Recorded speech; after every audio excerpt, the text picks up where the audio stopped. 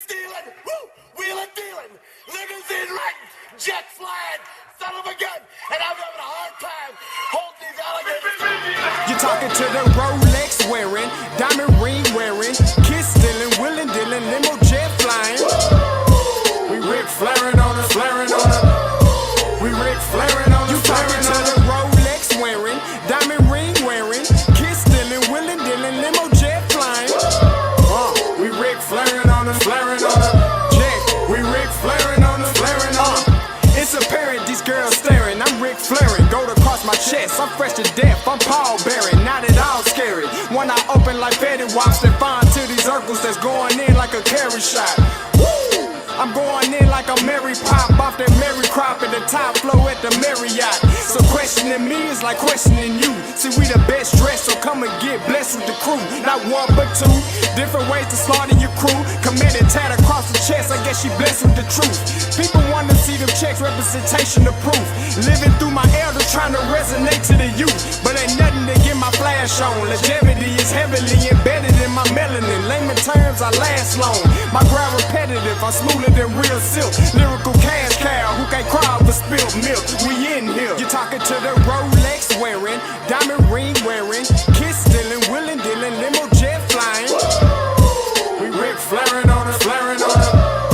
We Rick flaring on us, flaring on us. You talking to the Rolex wearing, diamond ring wearing, kiss stealing, willing dealing, limo jet flying. We Rick flaring on us, flaring on us. We Rick flaring on us, flaring on us. This ain't no normal situation, this preparation with greatness. Industry full of fakeness, it's really up for the taking. See, life is what happened to you, more so how you take it. Don't get stripped of your knowledge and mentally leave you naked. I like to live otherwise. I'm sorry that I'm fresh to death. I put the polo and apologize. See, black son, we ain't nothing like the mother guys. Quit to socialize, we organize, then we mobilize. Off the deep end like a scuba diver.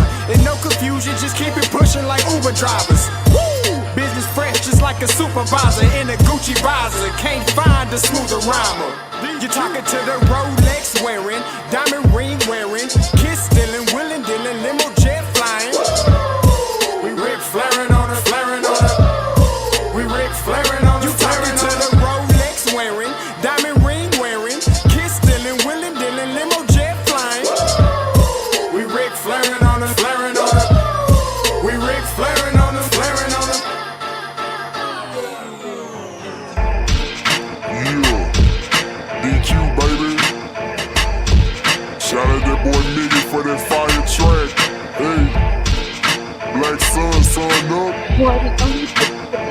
What's up, Vinny Vegas? What in Vegas? Yeah. Shout out Pharaoh's Kids, D-Phase. Yeah. Bubba C. Yeah. Rick flaring on him. Rick flaring on him. Rick flaring on him. Rick flaring, sun up, baby.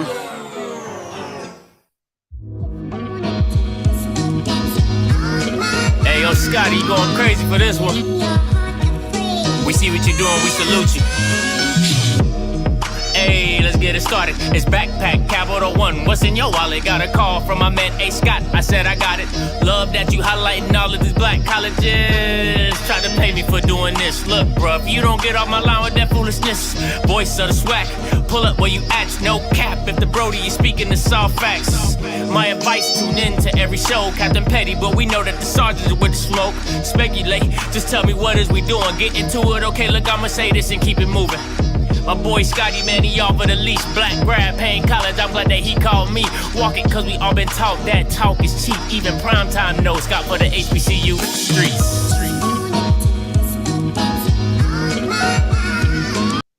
What is going on, everybody? Happy Tuesday. You already know what the time is. Bet big. Let's get it. All right, first thing first, I see you, Mr. Damon. He says, what happened to the new theme song you played yesterday? The way that the original song has cussing in it. So I wanted to play it a couple days ago, and I self-edited it, right? So I self-edited it, cut it up, I chopped it up so you couldn't hear the cuss words. But I use that same file like recurringly. So when I do new stuff, it doesn't save and it's a whole process. So I'm waiting for the artist to give me the unedited version so then I can have 2 separate files and stuff like that. Long story short, but if you like the song, I'm glad. You can always go check them out. G.Warren on Apple Music, YouTube TV. It's called Who Am I? But it's definitely going to be in the rotation of theme songs. All right. Listen, you already know what it is. We're looking back big. Today's conversation is who to go. And I got my man Sean in the building as always. You know what I'm saying? With the nice background. Rocky being later. Yes, as a black man, you know he got to be late. You know what I'm saying? My man Sean went through 2 accidents, got here on time. You know what I'm saying? My man Rocky can't be on time to save his life. It just is what it is. But we here, bet big, we back. All right, listen, we got lives, man. We got lives, okay? We got lives. We got some life stuff going. But what has happened that we can talk about, well, we gonna get to that later. We gonna get into that later. I'm not gonna talk about somebody saying something about a certain team with a color of a light-skinned people beating the king. But I ain't gonna put no elbows. I ain't gonna put no elbows at the man who said a group of light-skinned members is supposed to beat the king. All right, I'm the king around here. Oh, look at my brother Rocky in on late but on time. Late but on time. I love it. Hey man, I gave y'all a warning, man. Y'all, it ain't like y'all didn't know. Late but on time, all right. But Rocky, you're just in it for the beginning. I try to let brother Sean know about the light-skinned triplets. Ah, man, here we go. Yeah, it's triplets. Jordan Poole's in there. Yeah, so it's triplets, light-skinned triplets that were supposed to break the cane. But yeah. Those guys. those guys. Yeah. You know, Sean, you know, to sit here and have this conversation with today, it gives me a certain melancholy feeling because I really like you as a person, right? And when you invested your trust into the Splash Brothers +1, I knew it was a bad idea.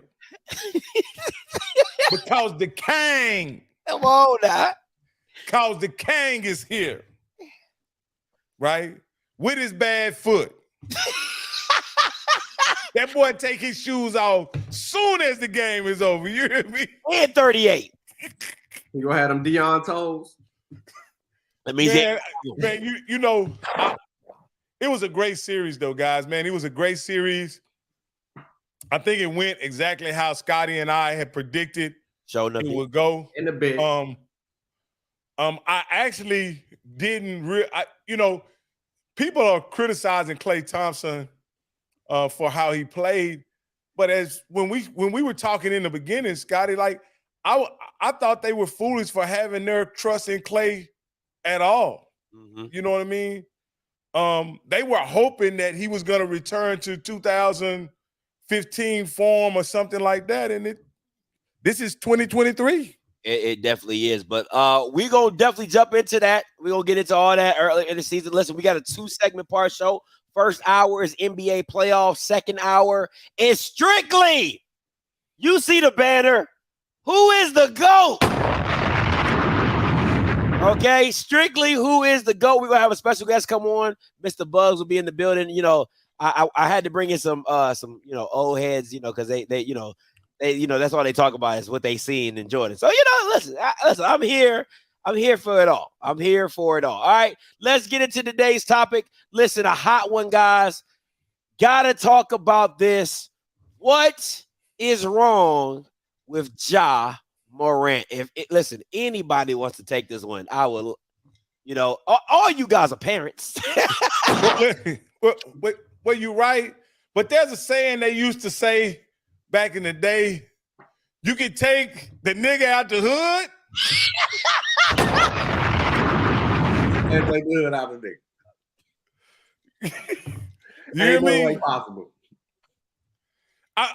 Again, and in his case, I don't know if he's from the hood. They say he's from a small town in South Carolina, but some people, y'all, in my day, it used to be this. It used to be the light-skinned, beautiful girl from the suburbs who had just an affinity for them hood Negroes. Like she just couldn't stay away from them hood Negroes. If your name wasn't shotgun, tuna fish, or something like that, she didn't want nothing to do with you. If your name was Cedric or Freddie or Isaac, she didn't want nothing to do with your goddamn ass. You had to have a street nickname, Strangle Man. You had to have some kind of name for her to love and appreciate your existence on life. You have no chance with her. Oh my God, boy, you own one tonight. You know, but everybody in my day, so some people that grew up in the suburbs or rural areas, they just got an affinity for nigga shit. And because they got an affinity for nigga shit, they just gonna do nigga shit. Man, listen, man. The way I see this is I see this fame is a hell of a drug. And money can inspire your ignorance. But he's perpetrating a fraud. You're a basketball player, brother. You ain't got to prove how tough you are to no one. I think a lot of his influences is that he's caught up in wanting to be this image or this person. Now, on one side, he is in the state of Tennessee. It's okay to do what he's doing legally. It's not really affecting anyone. On the other side, you're a basketball player in the first year of your shoe deal. You're in a small market area, but you're representing a global brand. Come on. You're tarnishing your ability to capitalize off your true market value in a small market area, meaning that your wealth can go beyond what Memphis can provide you. Come on, boy, you out here preaching. So why would I put that on the line versus everything else? So now you got to go on, you got to look at his surroundings. Who's influencing his behavior? Is he trying to be because all the memes is going crazy online right now, but is he trying to get down with NBA 2K trade, whatever the heck they name is? But NBA Young Boy. NBA Young Boy. Is he trying to do that, or is he trying to be a brand, a businessman, and understand the validity of it? Yeah, bro, you got a $200 million contract, but you ain't made it. So that 200, you could turn that 200 into 800 million. So Sean, he's, in my opinion, he's trying to do something similar to what Allen Iverson did back in the early 2000s and in the late 90s. It's become what is known in fiction books is an anti-hero. You know what I mean? Meaning that and a lot of times anti-heroes are romanticized, and in Allen Iverson's case, they are known as he's known as a legend in the sport because he kept it hood while being a brilliant basketball player. But I'll also know guys who kept it hood while trying to be famous at the same time, and it didn't end so well for Tupac Shakur. It didn't end so well for Biggie's Notorious B.I.G. And when you out here playing with guns and trying to live a gangster lifestyle while pursuing your passion and your career, there's no guarantee that it's going to end well for you either. Let me say this. I think the AI was a little extreme. And the reason I say a little extreme is because, one, AI did have that case, before he went to Georgetown and stuff like that. So he did have that kind of on his record. But it was the image that he was portraying with the cornrows and tats. It was just who he was. Absolutely. The NBA was like, we don't jewelry and all that. We don't like that. But that was your fan base. If we're being honest, that was most of your fan base. So they resonated with AI. This, to me, is more perpetrating because this was never your image when you was at, was it Mark? It wasn't Marquette. What was it? Where you go? Where did John Morant went for college? But let's be honest. Ethan, Blaine, and Winthrow, they don't know the difference in between what's real or what's fake as it relates to hood.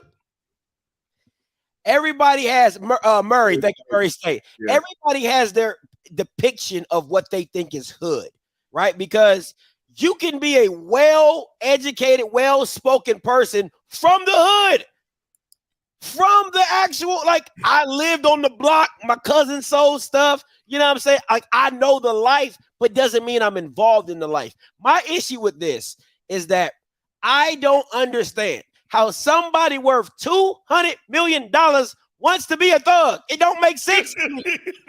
It don't make sense. Everybody wants to be you, and you want to be a thug. So that don't make sense to me. So this is, and I don't mean to dominate it, but y'all assume, and I think people make this assumption that people who play basketball and end up on TV all have good sense. Obviously, that's fair. Some people don't. No one ever talked about Ja Morant being an honor student or how eloquent he was or how well educated he is. And if you look from what the tree that he fell off of, his daddy is pretty in the mix, for the lack of a better word, himself. And Sean, I'm gonna let you have the final word, but I'm gonna say this. My point is this: Marshawn Lynch is from Oakland. You saw that from Cal. Okay, like you saw that from Cal. He Oakland through and through, right? Got to Buffalo, still Oakland. Okay, Seahawks, still Oakland. That's just who he is, right? That's just he lives it. I didn't see that, and what I'm saying is I didn't see that portrayed by Ja at Murray State at no point in time. Sean, your final word till we move on. I totally agree with you, man. I had the ability to be able to watch Ja Morant play a few times while he was at Murray State, but also his connections with Tennessee, with Marcus Fitzgerald, and also Darius Garland over there at playing in Cleveland. So they were on an AAU team together. So they were bad, man. But this for me screams a psychological issue, because now you didn't even come in the league like this. This is all after you bought dad a home right beside you. You got all this other stuff. You got the shoe deal, your daughter, whoever else you got going on. But this is the influence of the ignorance around him and trying to portray this tough guy image like they want to be the Detroit Pistons. But even the Detroit Pistons, right, they weren't doing the dumb stuff. Now, we've had other incidences where people have flashed guns and did other things, but that didn't end well for them. And they began to be outed. And I think that this move by Ja Morant was a cry for or a response to him not being first team or second team All NBA, because that cost him, what was it, another $30 million not being on that? Yep. So I really look at it as, okay, this is a cry for help. His father can't help him. He's not really getting treatment. He took this time away the first time as a passive action, but now he's trying to say, but this is really who I am. No, bro. What you really are is a damn good basketball player. Go be the best player for Memphis Grizzlies and an elite athlete, and be well at that. Be that person. Yeah. Because you have so much worth, and I don't want to see the white man's league, right? Overall, owners. I don't want to see them take this situation and flush him down the drain, and we never see Ja Morant again. He's in China somewhere. And that leads. I'm so glad you made that point. I'm so glad you already segue right into my next. What should Adam Silver do with Ja Morant? Rock, I want you to pop this off. In your person, if you were the commissioner.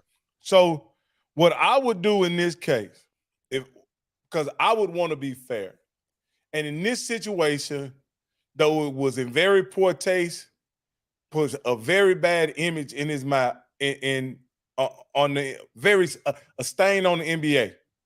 But I would not place a severe punishment on him as it relates to a suspension or anything like that. What I would do, because I care for the young man and his overall mental health and wellness, I would have some psychological evaluations done, and I also would have him do some rebranding of his image by involving him in activities and like stop the violence campaigns and all this here kind of stuff that kind of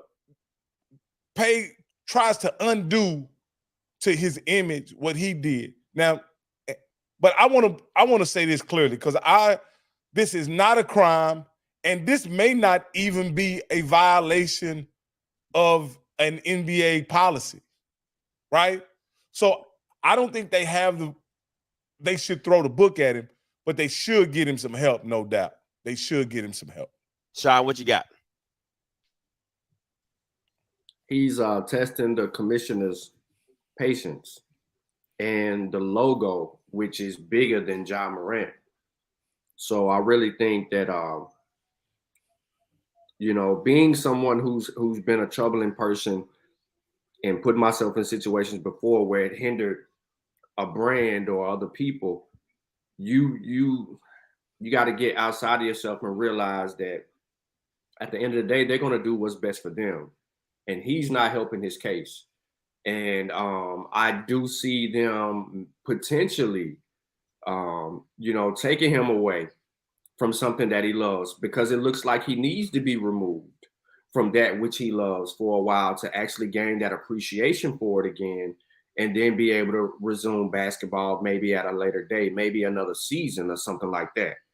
But if I'm Silver and adding to what you said, Rocky, getting him help is the first thing, but also getting him active in the community, right? Being around people who've been victims of gun violence.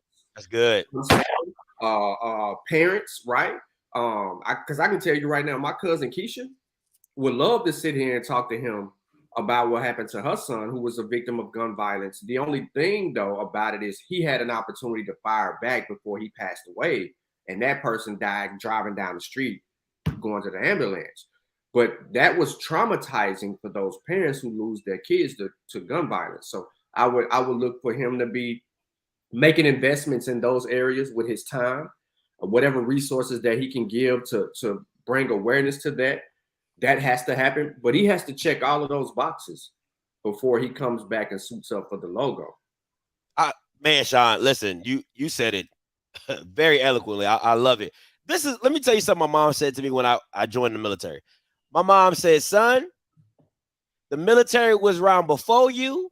It will be around after you, and it's going to keep on rolling without you. So I need people to understand, Ja Morant is not bigger than the NBA. He is not bigger than them three letters. And I want to also be clear, that $200 million is monopoly money. Why? Because at the end of the day, if you violate or if they hit you with that conduct detrimental to the team, that will void your contract. And the one thing I've learned about people from the Caucasus Mountains, right, is once they lose money, somebody is losing a job or you losing money. It's just that simple to me. So I'll say this. That $200 million, we're going to need some of that back off you, pimp. I got a question for you, Scotty. Talk to me. Do you think that this is a play to get out of Memphis? I would be very careful with that. And the reason I say that is because there's teams that might not take that. They might, when they sign you, they're going to put that in your contract of whatever that is to make sure they void whatever they give you.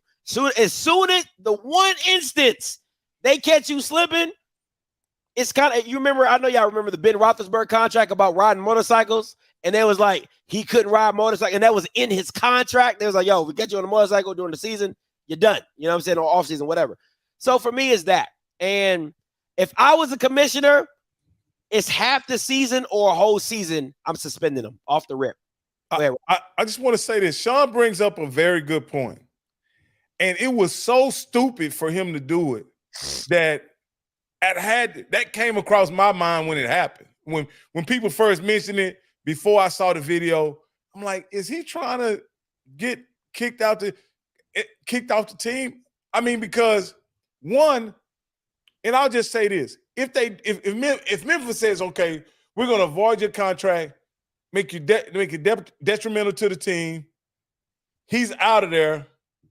There's a team that's going to sign him, even to some type of conditional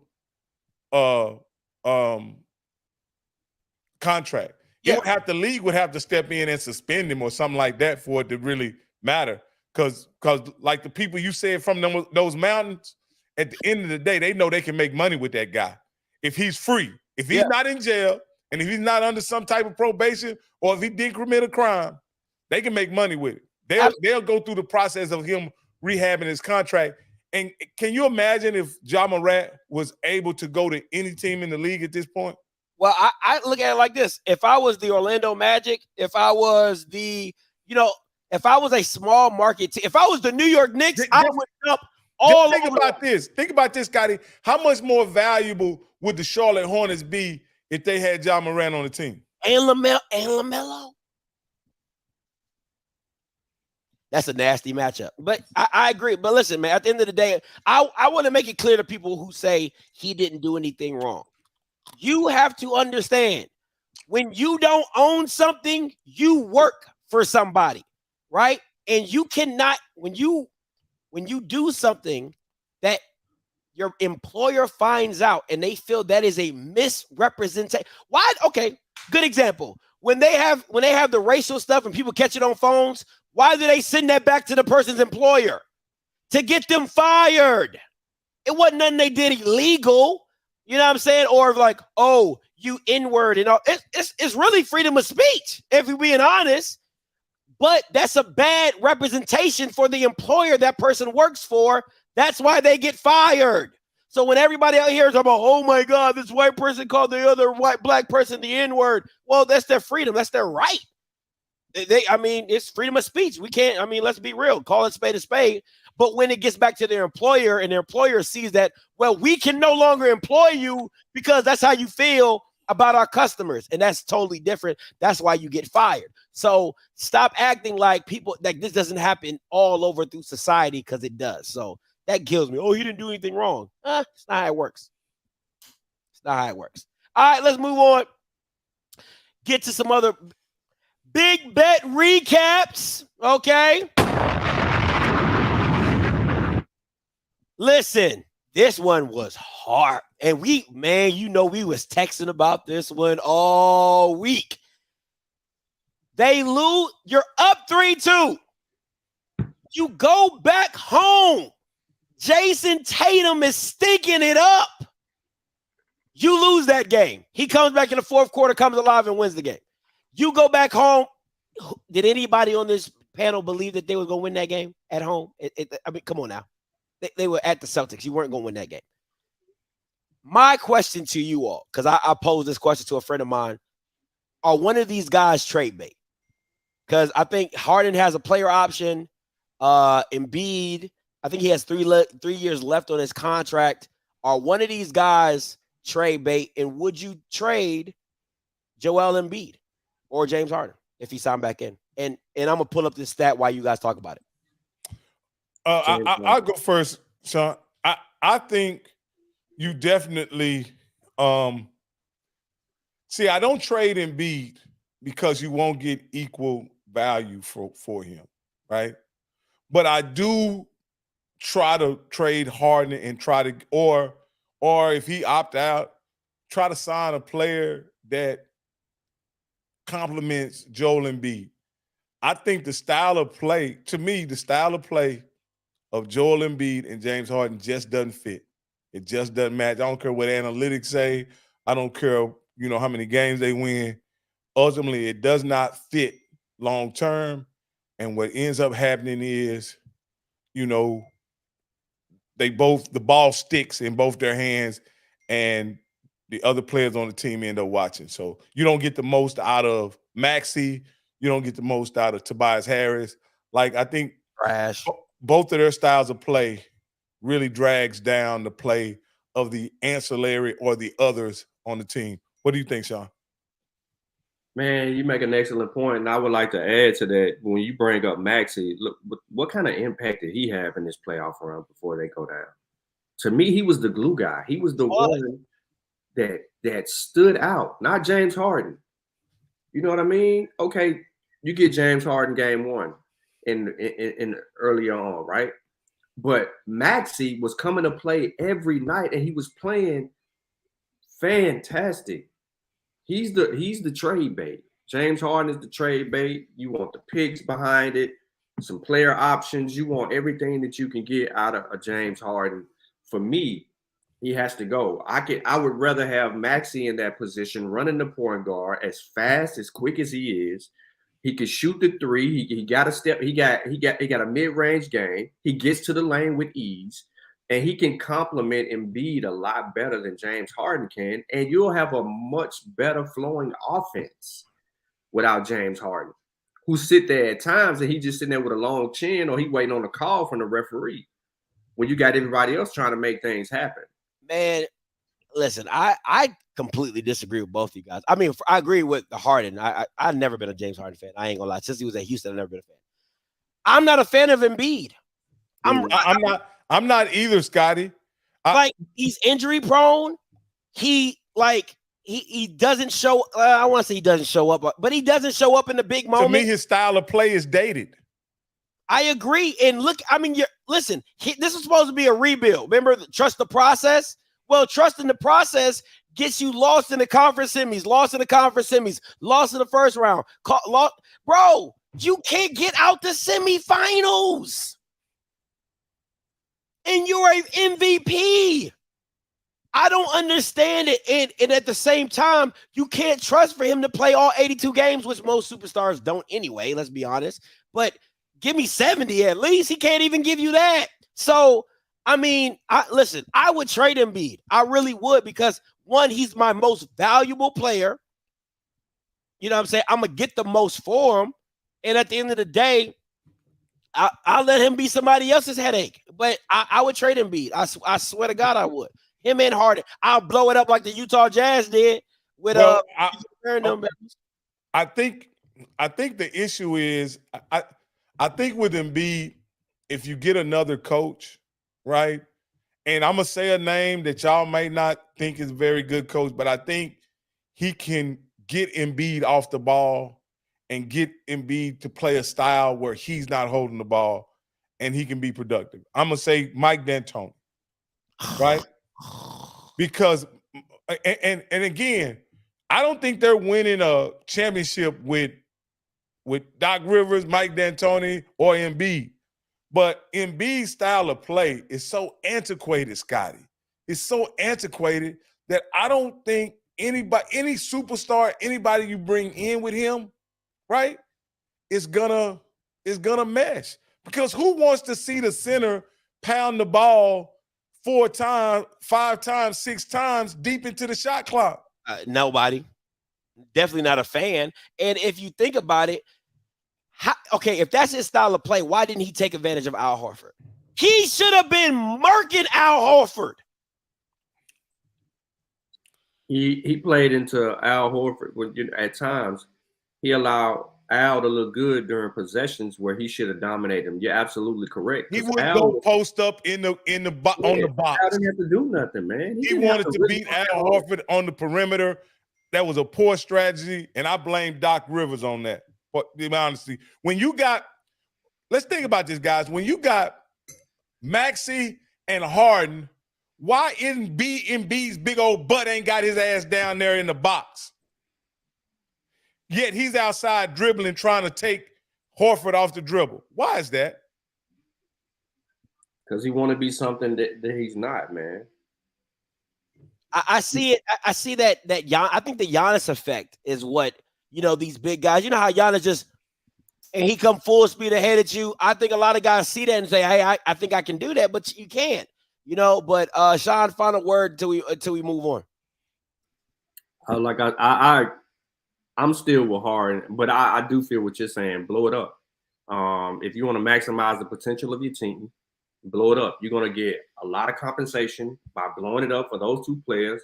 If you're able to withhold everybody else on the roster, You can add some key people that can be some glue guys, give you something really to work with, to work for, and then you can draft a superstar that can be elite for you, but do a multitude of things because you want them to be well-rounded, defend, be that person down the stretch, or you bring in some veterans to help you do that late in the season.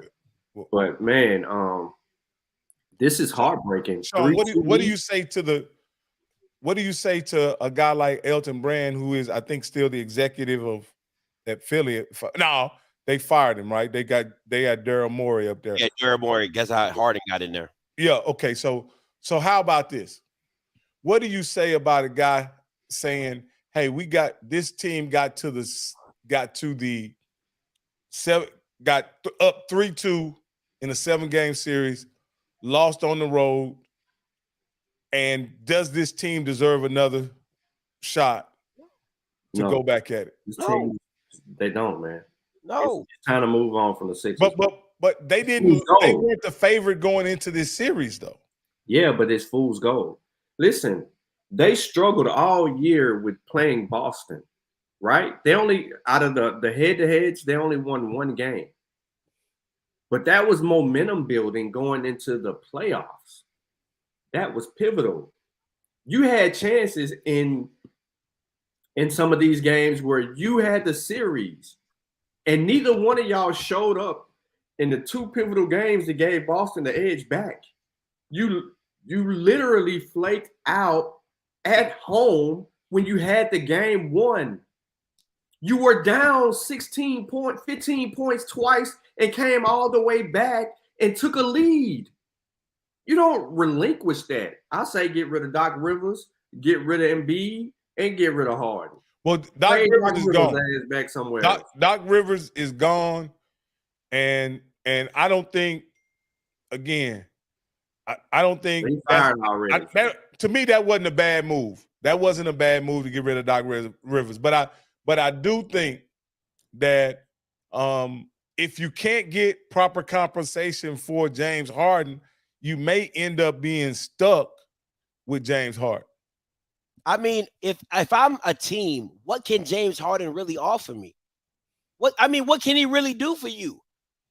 Unless we saw in game 1 what he can be if he has the lane open. We all knew what game 7 was going to be for James Harden. It's always what it's been for James Harden. You text me and said, do you think James Harden going to do something in game 7? He's never done it. So what you talking about? No. Okay. So what I'm saying is you got to understand it. And Maxey is emerging as a tremendous player. They have Tobias Harris and Joel Embiid. So you're saying that they should just cut ties with Harden, whether Harden opts out or stays with the team? Yes, absolutely, bro. Wow. Get rid of him. He's not really adding value when you need him. He's fading to black. Come on, man. He not built like that. That's why he ain't won a championship. I just think the style of play doesn't go along with Joel Embiid. I mean, I look at Harden last year. The year before, he had about a 20-game stretch when KD was out, to where he looked sort of like the James Harden, averaging double-digit assists, double-digit points. My point is saying is, I'm not a big James Harden fan, but you cannot knock productivity. And even when he does have a clutch problem, he has a 7-game problem, I will acknowledge, right? But at least he gets there. There's so many guys that don't get there. There. Okay, I'm done. Let's talk about this. Because think about it. If you chose Jimmy Butler over Tobias Harris, you have a closer. You have a closer. You now have a closer. But he wasn't getting along with Joel Embiid, was he? Or didn't he have a problem with Ben Simmons and Joel Embiid? No, because they I think Ben Simmons, more so Ben Simmons, because he was soft. Yeah. But anyway, that's a thank you, Blue. That's a whole nother that is a whole nother topic right there. All right, next up. Oh, the light-skinned boys. Let's talk about the light-skinned boys. Hey, Sean. Hey, this you, man. This all you right here, man. Man, what's up, man? No, you just take your time. Whatever you want to talk about, Sean. You know, if you want to talk about the series, you want to talk about the dynasty's over. It's your floor. It's your floor. You can have it. Blow it up. It's over, bro. Wow. It's over. Get rid of the coach. Trade the coach. Trade your players. If you want to keep Steph for marketing reasons, whatever. Oh yeah, you can't trade Steph. Oh no, you can't trade him. Yeah, it's over. You don't need Draymond no more because he's getting costly technical fouls in times where he don't need to do it. You know what I mean? Draymond is not valuable to anybody else. No, he's not. I beg to differ. I disagree. I disagree. Send him to the Lakers, yo. You'll get something from him. I would take him on the Lakers. I really would. And I don't want to pay him $28 million though. Oh no, he's not worth that. No, he's not worth that. No, he's not worth that. But what I'm saying is that $28 million to give you 5 rebounds and 2 points. What Charles Barkley say? Triple singles. Triple singles. I think the way Draymond plays the game is that it fits this style of basketball that is in this era, right? Spread out, hit you with multiple. But the thing that makes him so great with the Warriors is because of his ability to pass, and he sees it before it happens, and in the cutting and everything like that. And I think if with the right team, he could really do some damage. I want to say this before Rock takes over, is that it's real funny to me how people said this wasn't a championship team. And this was the same team that won the championship last year. Go ahead, Rock. Because people are downplaying LeBron. And I hate to bag on one of the Splash. I think Splash Brother number 2, right, is the reason why they are at home right now, because they weren't willing to go away from Splash Brother number 2. I think if they had a instituted Poole in that role, they would have had a better chance. Negative. That boy was stinking it up too. But I don't know a world where you can justify a player like Klay Thompson shooting the ball 20 times a game, 17. I mean, I don't understand that. He's not that guy anymore. Did you not hear Mark Jackson? You keep giving him the ball because he's always hot. You passing the ball like he's always on. That's what Mark Jackson said. Okay, that's what he said. You don't play him as if. How did that work out for him? Well, I don't mind it. And so I think that's the problem. Like, they're gonna have to have another player next to Klay, next to Steph, who can defend and who's a competent shooter. They need another guy. If I'm being honest, I really wouldn't blow this up. I would try to retool. I would try to trade Jordan Poole, get a couple more pieces. Nobody want him. Not at $36 million a year, they don't. He's overpaid. I think that Bradley. Now, you know what? Bradley Beal. If you get Bradley Beal, that reactivates the whole Splash Brothers. I like light-skinned brother. And Bradley Beal being a threat off the dribble. And that's what Klay is not. That's the thing that hurts Klay the most, is that he's not going to take you off the dribble and do some big things. So should Klay be on the bench and coming off the bench? I wouldn't mind him being this. No, I don't know if he can run the offense. What's Klay getting paid, like $43 million a year or some stupid number like that? He's up there. He's up there. I mean, Draymond has a player's option. If I was Draymond, I'm not opting out. Like, I'm not. Right. You already know he's gonna get paid. I'm not opting out of $28 million. You out your cotton picking mind. Hey, I think more worried about his relationship with LeBron James than playing in that game. Oh my God. Oh my God. Hey, Rocky, take over real quick. I gotta check on my kids real quick. Yeah, look here, man. His relationship with LeBron James is not of. I don't think. I know a lot of not Pacers fans, but a lot of Warriors fans are down on him for that, right? Because he is close and he has built a friendship with LeBron. What's the problem with that as a Warriors fan? Talk to me, Sean. Okay, so the problem with that, right, is this new era of trying to be buddy-buddy with everybody. We can be buddy-buddy after the season, but during this season, we got to be enemy. So he wouldn't even foul LeBron hard, bro. I'm talking about little touch fouls, like, oh, that's my best friend. Oh, all of that, trying to fall on the floor so LeBron can fall on top of him and to protect himself. Stuff like that. Like, what is this? A relationship we watching? Come on, man. Like, okay, basketball. He actually fouled LeBron. He gave LeBron one of the hardest fouls LeBron had the entire one series. time. LeBron called him that night and like, bro, you can't do that no more. He's like, yeah, man, my bad. It almost looked dirty to a certain extent. It was so bad, Sean. And you know that. So you want one of those every game? I want him bringing it to LeBron. I want him on LeBron, agitating and irritating him like he was when he was trying to win championships against LeBron, where they didn't have the best relationship. He wasn't on the barbershop show, sitting down there, kikiing and cuckooing and having wine and at the wedding and none of that stuff. I want that. LeBron he suckered these guys, bro. He did. My God. He did Steph Curry the same way. Oh, yeah, I want to play with Steph Curry. Oh, I want to, romanticizing Steph Curry.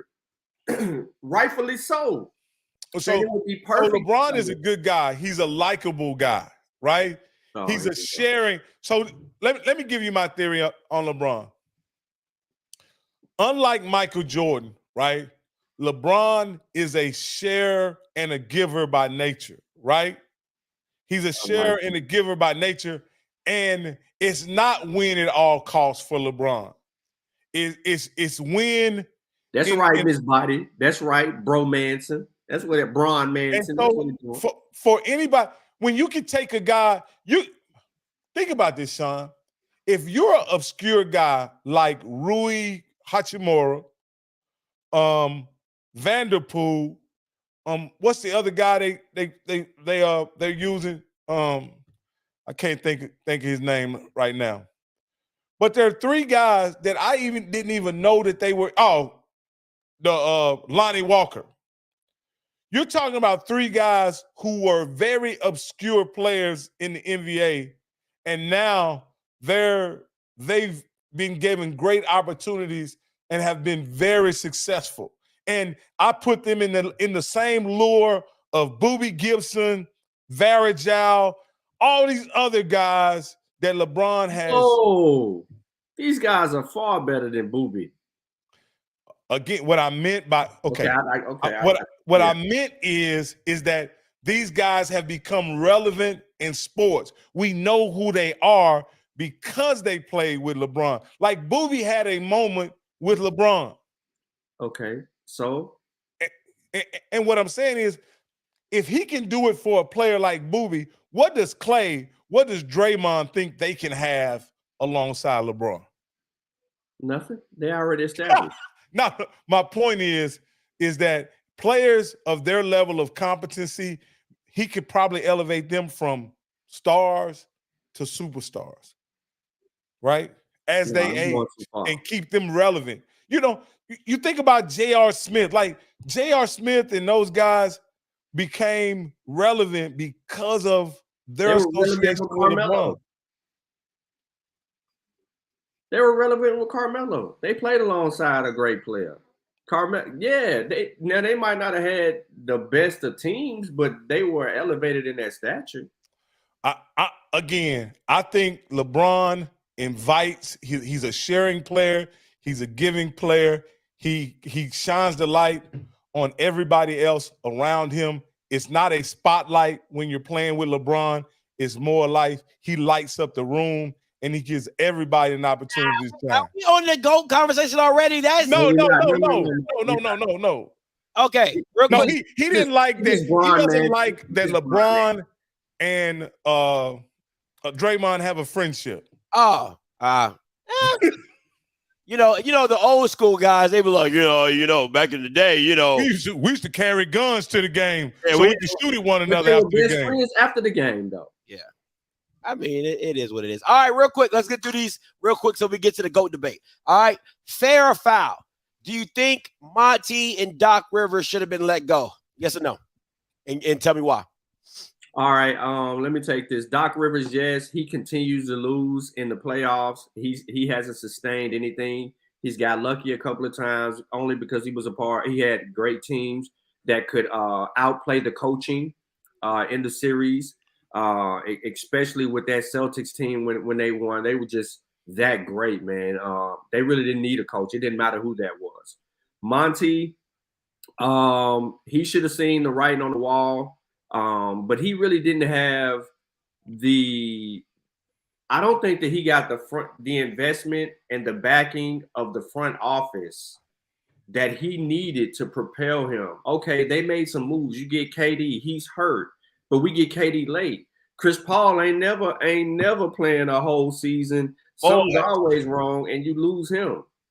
So, what does Monty have? He's not the one that's drafting the players, signing the free agents, luring people to Phoenix. He's only trying to coach basketball, so he can only go so far. So I say foul on Monty, man, but fair on. What you got, Rock?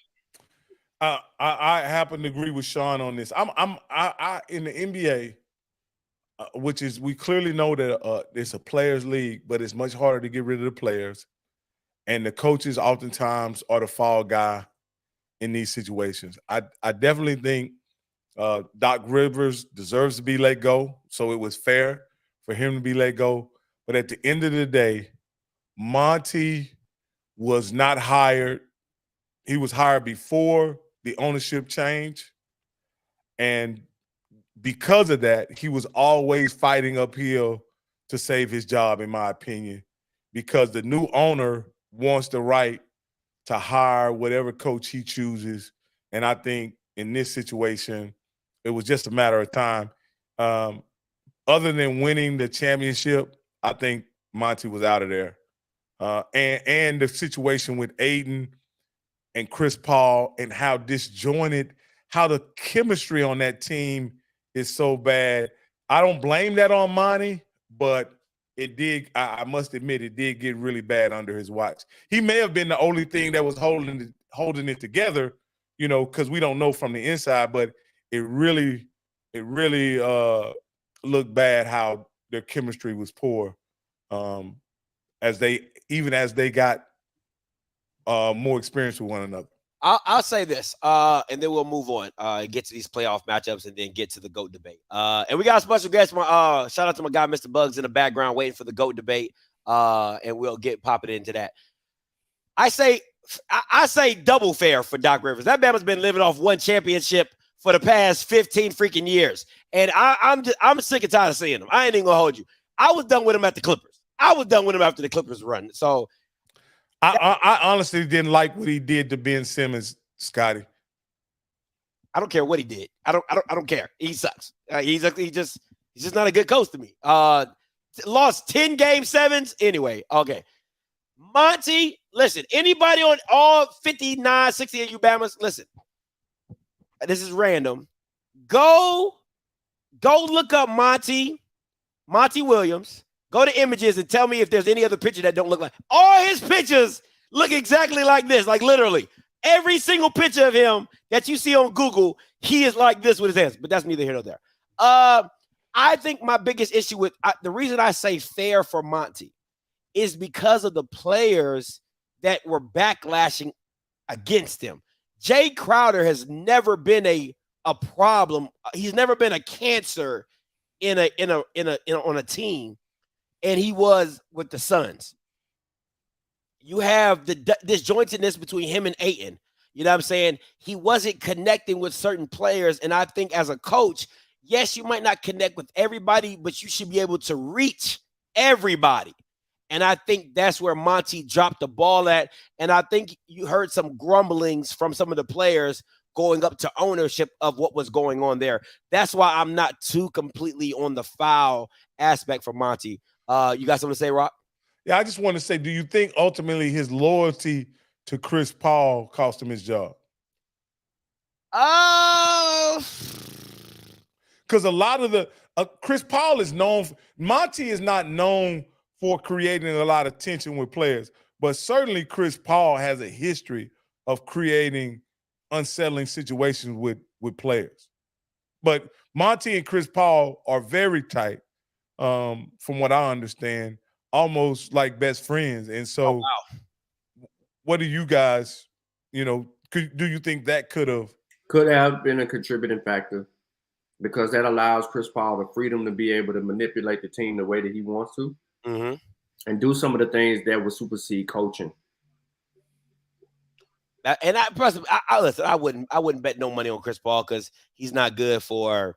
He's not good. He's just not good for the closing. He's not good for when you really truly need him. You know what I'm saying? Let's move on. Let's talk about this matchup. It's currently going on 28-14 in the first quarter. The spread is that's a double up. What do you mean double up? No, 28-14. 28-14. Oh, gotcha. My bad.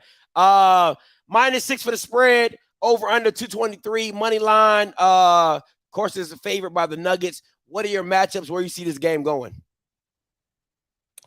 As bad as I hate to say it, I got to take the Nuggets on this. I've tried to figure out scenarios on how the Lakers win this, but I don't see a situation where they can effectively handle Jokic. And when you talk about bench players, in this particular series, I think the bench edge certainly goes to the Nuggets, even though, I think Anthony Davis and LeBron James will have their way for the most part. There's nothing they'll be able to do with Jokic, and with the bench and Jamal Murray chipping in, I don't see how the Lakers can beat them. What you got, Sean? I agree with the overall assessment. I think this is the first team, the team in the playoffs in the Nuggets that is an actual team. They're playing together for each other. They're doing things that are you're not seeing from other teams. The chemistry, they're never too high, they're never too low. They live off the back of their all-star. Their superstar, and everyone complements each other well on this team, and that goes all the way down to the bench. And I just think that they have a particular magic right now in this series that just presents challenges for the Lakers that they won't be able to overcome. Like if the Nuggets go on a run, they can withstand you trying to go on a run because they'll say, okay, we're going to play defense. And we're gonna stop you from doing this, or LeBron from doing this, or AD from doing this, and we can live with other people. So now, how valuable again is the Lakers role players now in this series, which is different, and the circumstances have increased. The game is heightened now, but I still see the Lakers giving a great fight. But I'm taking the over with the Nuggets the entire way, and Jokic, damn near trying to average a triple-double. Let me. This is the game where they missed Dwight Howard the most, and this is people don't understand how vital Dwight Howard was in that bubble series against Joker, because he had the mindset that I'm big, you big. We gonna bang this thing out, and I'm gonna play the best defense. And AD is not that guy. AD is not that guy. That's where the biggest matchup. I think the Lakers are better in a lot of positions because I don't think anybody can guard LeBron. I don't think anybody can stop anybody on anybody's team, right? Like I think both teams can pretty much, but I think the Lakers have better scorers than the Nuggets. But the equalizer and the over is Joker. It's his ability to pass, his ability to rebound, his ability to score in and out of the paint. Like he's just so effective in so many different ways. When Mr. Campbell says a 3-level scorer, that is Joker. Embiid can shoot threes. That's cool. Joker is a 3-level scorer. I can do this however you want it, and I will be effective in every way that I can do it. And so if they would play, this is my if they play Tristan Thompson just for the defensive aspect of this game, I think they might have a chance. But if they do not, they stick to that same whack ass rotation with AD being center. I got Nuggets in 5. I got Nuggets in 5. Well, I remember, and it's funny you bring up Dwight Howard. In that series, Dwight Howard reminded me of one player in that series that they played the Joker. And it's going to be funny because he played a similar game. He played like this guy we used to call the Worm in that series. And what I mean by that is he made Joker work and he made Joker be athletic. And Joker couldn't out-athlete Dwight Howard. Yeah. So he played like he couldn't even Joker couldn't use his guard skills because Dwight Howard was guarding him like a guard. You know what I mean? And didn't have the size. Didn't have the size, so you can back him down. Yes. The only Joe you could see in that series. I don't know if you remember, Scotty, but whenever Dwight Howard got in foul trouble, Joker would like be exhale, and he would be able to get his way until Dwight Howard got back in the game, and then Dwight could make him work. And so you're absolutely right, Scotty. There's nobody on the Lakers team that's gonna just make the Joker work to get where he wants on the floor. He's going to either be able to push everybody else or shoot over anyone else. And so I don't see them having a matchup that can hold him at bay. Yeah. And I don't think AD has the mindset to be that guy. I listen, I've never been an AD fan. I keep telling y'all, I feel like the light switch just goes on and off with him. You can never count on him just to be like, yo, I need a dog every day. Not on Tuesday and sometimes on Thursday. You want to bark on Sunday. No, I need a dog Monday through Sunday, every day of the week. And I don't think that, because to me, if AD just played with some nuts, I think the Lakers win in 6. If AD just played with some nuts, because nobody can stop LeBron, nobody can stop D'Lo, nobody can stop who else they got? Austin Reeves, nobody can stop any of those guys. But at the end of the day, when your main guy who you want to be the guy can't stop anybody, then everybody looks bad. So it is what it is, man. It is what it is. Who has the biggest advantage in this series, Scotty? The Joker or LeBron? Or AD for that matter. Out of those 3 players, who has the biggest advantage? LeBron. I don't think there's nobody on the Nuggets that can guard LeBron. There's nobody on the Nuggets that can guard LeBron. I agree with that. You know what I'm saying? Who you gonna put Michael Porter Jr. on him? He's too young. You gonna put Aaron Gordon? He's not skilled enough. You know what I'm saying? Like he's too stuffed in the hips. Like there's nobody that can stop LeBron. But at the end of the day, if LeBron's getting 2 and Joker's getting 3, god dang, you know what I'm saying? Like AD, do something. You know what I'm saying? But it's stuff like that. What you just saw, Joker hit that backdoor pass. Like it's little things like that just make it's little things like that just make him better than everybody else. You know what I'm saying? His core presence awareness is crazy. Crazy. Big man. It's crazy.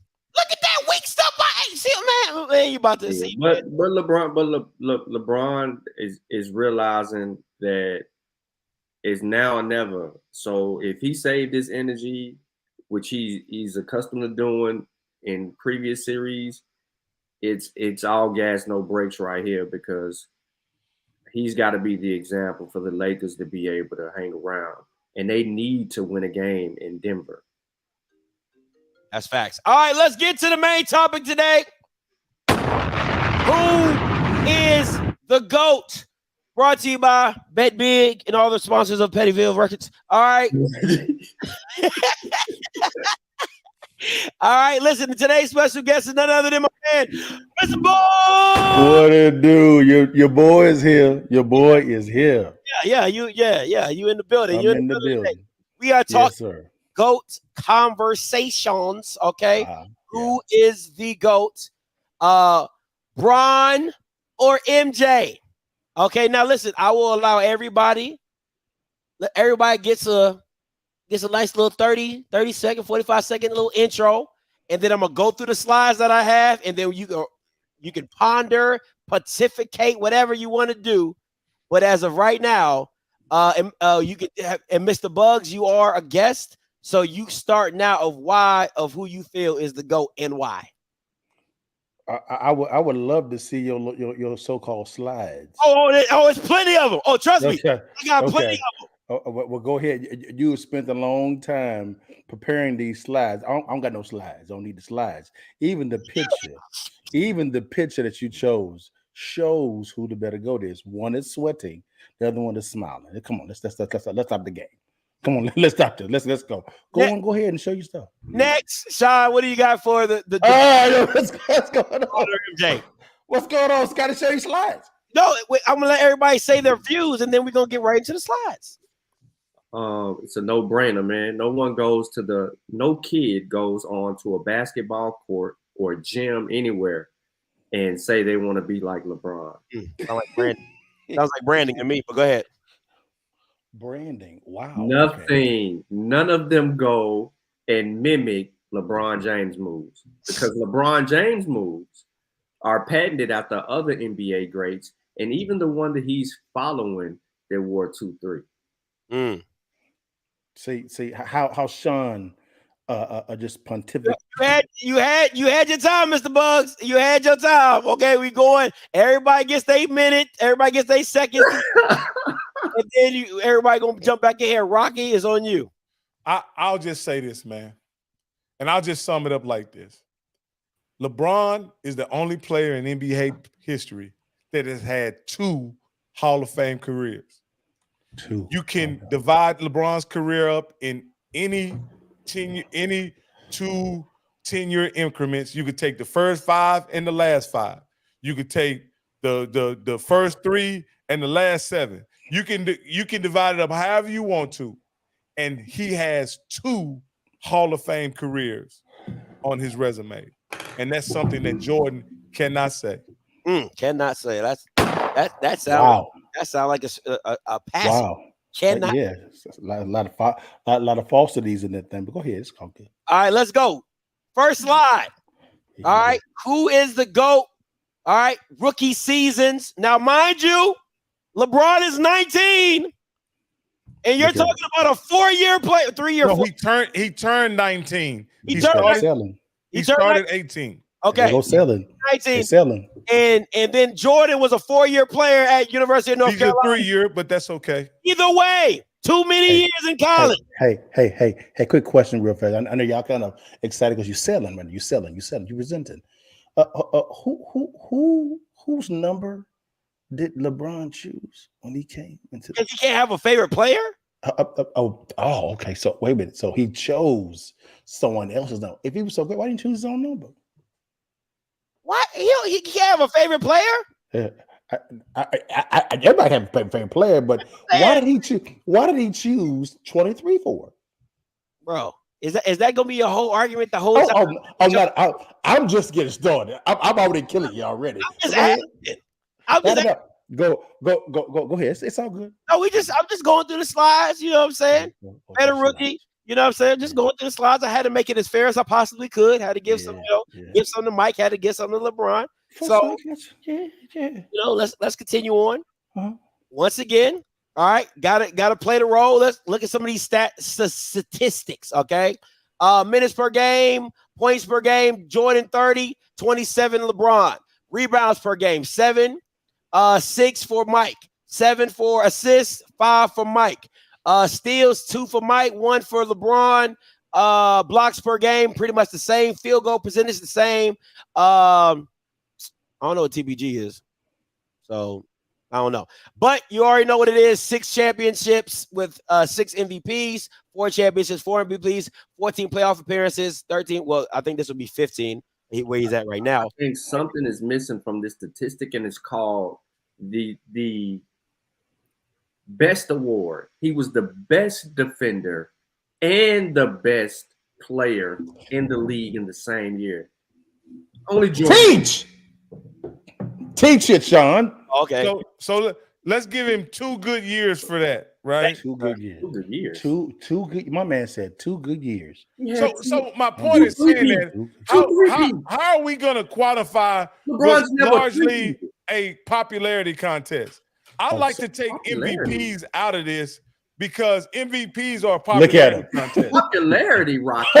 Look at him. LeBron James is the nicest player to ever play the game. Popularity, he should be there every time. He's So let me say this. I think after LeBron made his fifth appearance in a row to the finals, I think the press and everybody turned against it. How? He couldn't win the other four. I'm real fast, Rocky. How are you saying that the person that has lost 60% of the finals he's went into is the GOAT? The same way you can say somebody who was eliminated in the first round 3 times is the GOAT. So we're comparing the ultimate prize, the NBA championships, to the first round of the playoffs. Are we for real? How do you get to the ultimate prize if you don't win the first round? What are you talking about? LeBron's been there 10 times and he ain't won nothing. I'm saying this. He's look at his percentage, right? But Buzz, we're not talking about Mr. So Buzz, we haven't even talked about the Hall of Fame coaches and the Hall of Fame players that each one of them has played with. So like there's not one coach that LeBron has went to the finals with that you would consider a Hall of Fame coach at the time LeBron, they coached LeBron. So hold on. Do coaches play the game or do the players play the game? Oh, so what did he do before Phil? Does that count? I'm just asking. I'm not at all making an argument on the coaches. Rocky brought them in. No, I brought the coaches in for this reason. You got to understand that LeBron James has went to the finals and won the finals with rookie coaches. He lost 6 rookie coaches. What? He lost. Tyronn Lue, rookie coach. What? David Platt, rookie coach. Say that other name. Mike Brown, rookie coach. And now it could be Darvin Ham. He went to the finals. He ain't winning with no Darvin Ham. Huh? He ain't winning none with Darvin. He went with Mike Eric Spoelstra. You know what I'm saying? Yeah, Eric Spoelstra. Hold on, let's talk about that. So let's talk about the talent that was on that team. Oh, let's talk about it. Huh? Let's talk about that team was an elite team that was supposed to win. But LeBron James, what did he do against the Mavericks? He folded. His chest caved in. The moment was too big. I'll give you that. I will give you that. That's the worst stain on LeBron's career is that loss of Mavericks. And furthermore, Scotty and Rocky, if 27-7, 27-9-7 is a stain, right? It's only a stain because it's LeBron. In the fourth quarter, brother. He averaged like 2 points in the fourth quarter that series. I got a question for the people in the back row. In any era, who was more feared, Jordan or LeBron? When you say feared, you mean there's somebody that would, in any era, that would take a charge from LeBron? Here we go. All of these variables. Well, my thing about fear is feared. Because this didn't fear. Oh my God! This didn't fear Michael Jordan like that. They've made that very clear on multiple occasions. They did. No, they did not. They created a rule, the Jordan rule, because they feared him. They created the rule, or the NBA. They feared him. No. We cannot let him do this. He's going to kill us. So we got to defeat him this way immediately. So you're saying we got to. But Isaiah also said they had bird rules and magic rules. No, they didn't have no bird rules. I mean, y'all just made it up. Have y'all seen the Bad Boy documentary? Yes. Yes. And he said they had rules for every player, every star player. The emphasis was on Jordan. He's just trying to put that out there to make it seem like it wasn't about Jordan, and he don't want to elevate him like that because he's still mad at him because Jordan want to apologize for calling him a lie and all this other stuff that he wants an apology for. Put like this. Players, and I would say a better comparison is Kobe and LeBron. No. And I would still pick Kobe over LeBron. That's not even in the same stratosphere. We have film. We got film. We got the film. There's no need to theorize. Okay, explain this. Film. Explain this. Oh, look at this. Explain this. playoff winning percentage without without Scottie Pippen. Let's take away D-Wade. Look at him. He did. Look at him. If you look real close, Sean, it says without an all-star. Without an all-star. So No, real bro. close. In a weak East. Oh, In a weak East. He's been in the weakest. So the East was stronger when Sean Kemp, Karl Malone, Yes. Charles Barkley, and Magic Johnson were all out west. Absolutely. No, Sean, I gotta disagree. The East sir. Absolutely it was. So you mean to tell me in Jordan's era, the conference that had Magic Johnson, James Worthy, Charles Barkley, Sean Karl Kemp, Malone, the Glove, Karl Malone, the Rain Man. The Rain Man. You got the point guard for the Utah Jazz. John Stockton. John Stockton. Who did they have in the East that could compare to all that? Kevin Johnson, Dan Marley, David Robinson. You had I didn't even Akeem Olajuwon. Oh yeah, Clyde Drexler. I mean, for real, bro. They were loaded in the West. But So the Eastern Jordan era was tougher than the East was for LeBron James. Are you serious? When he had to go against the Pistons that just beat LeBron, he had Vince and Jason Kidd he had to go through. He had Pistons were older and really not really that good. What they were just about to go to the finals until LeBron knocked them out. What are you talking about? That was the last time, bro. He got lucky. He hit 25 straight points. Who cared what he did? Oh. Okay, okay. Hold up. Doc Rivers. Doc Rivers is Hold up. I want to point bro. this out. They asked Doc Rivers Sunday, hey, the performance that Jason Tatum put on, have you ever seen anything like it before in your NBA career as a player or a coach? He said yes, without hesitation. And they were like, well, who was it? He said LeBron in 2009 or something like that. He had 45 points, 14 rebounds, 9 assists. Now, Damon. Now, when it comes to LeBron, when he was in the East, he had a cakewalk to the East too. When he whoa, not in his earlier days. Excuse me? Not in his early days when Who were the teams? He had to go through a young Detroit when they still had Ben, Rasheed. He had to go through them. He had to go through Vince and the Nets. He had to go through a young Orlando team. They should have beat the Nets, though. The Nets was just my like man said the lost to in the Nets. finals. My man said the Nets. He still had to go through the Celtics. The Celtics with the true Paul Pierce. What are we talking about? The Celtics without KD and Ray Allen wasn't that great? You mean the Celtics with KG, the Truth? No, he ain't talking about that team. He still had to go through that team later on too. He still had earlier Celtics. He still had to go through the Ray. I mean, they did have Antoine Walker.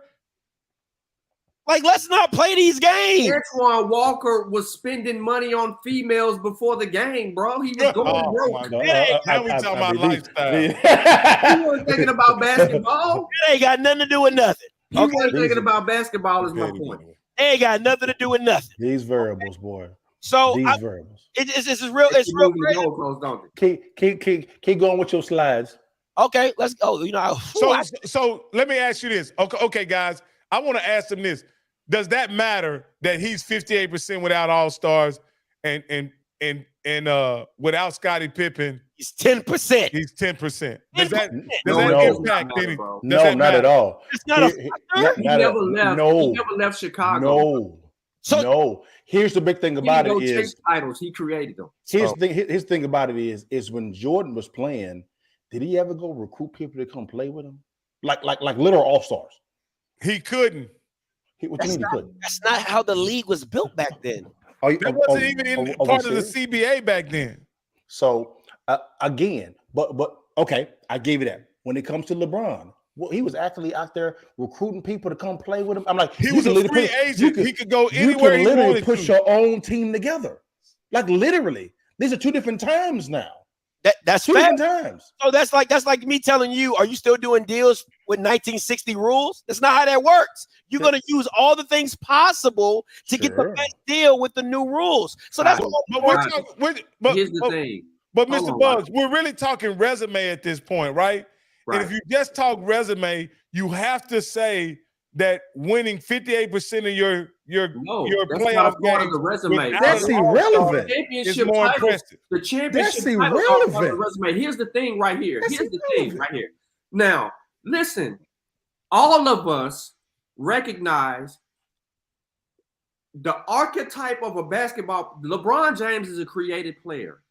We all know this. And what we do when we try to judge LeBron James is we judge him off the potential of what he is built like, because we've never seen this type of player before. And we tend to be like, he is so special, but he hasn't really been that creative player his entire career. He's been a great player, but he never advanced beyond that conversation until he had spots where he had the opportunity to do so. Sean, let me ask you this. About what he could have been. Can we get to this next slide? Talk about these 6 years. Nobody ever talks about these 6 years. I was alive, so I can talk about it. I do. 85 Bucks lost the next round. Look at them teams, brother. Them teams was Hold on. The 85 Bucks lost the next round. The Celtics did win the championship that year. The next year, the Celtics lost in the finals. The Pistons that year won the championship. The Pistons in 89 won the championship. No. In 88, they lost to the Lakers. Correction. 89, they won the championship. In 90, the Pistons won the championship. He was playing against championship level teams. So three of those three. Okay. So if we're gonna give him credit for winning from losing against 3 championship teams, right? He did lose against 3 world championship teams. Talk to him. Right? I wonder how many times LeBron got beat by I knew it's what you were going to try to do. I knew what you was doing. I'm like, they try to create a variable to usurp all the losses in the finals that LeBron had. No, sir. Oh, the champion. No, we're pointing it out. We're pointing it out. Sir. No, sir. I know what you're doing. That ain't gonna work. No. Sidney Moncrief. Nope. Sidney Moncrief. Now get away. Brother, listen. You can't listen. You brought up these 6 years, and there's nothing but great. The lost years of the Jordan era. The first 6 years, he faced greatness. And you know he was doing everything. No, the Bucks were greatness. Hold on, Rocky. You know he was bringing the business, because what do they talk about when they bring up the Boston Celtics and the young Chicago Bulls with Michael Jordan on there? That time he's sitting there giving Bird and them 60 points. He trying to will his team to victory. I tell y'all, boy. It's really funny to me that Mr. Campbell can get on here because he's part of the little Jordan bandwagon that y'all got going. That's no bandwagon. No. Who played all-time great Celtics and Pistons teams? Well, let's talk about this team. Let's talk about the team without Jordan. If Jordan was so impactful, right?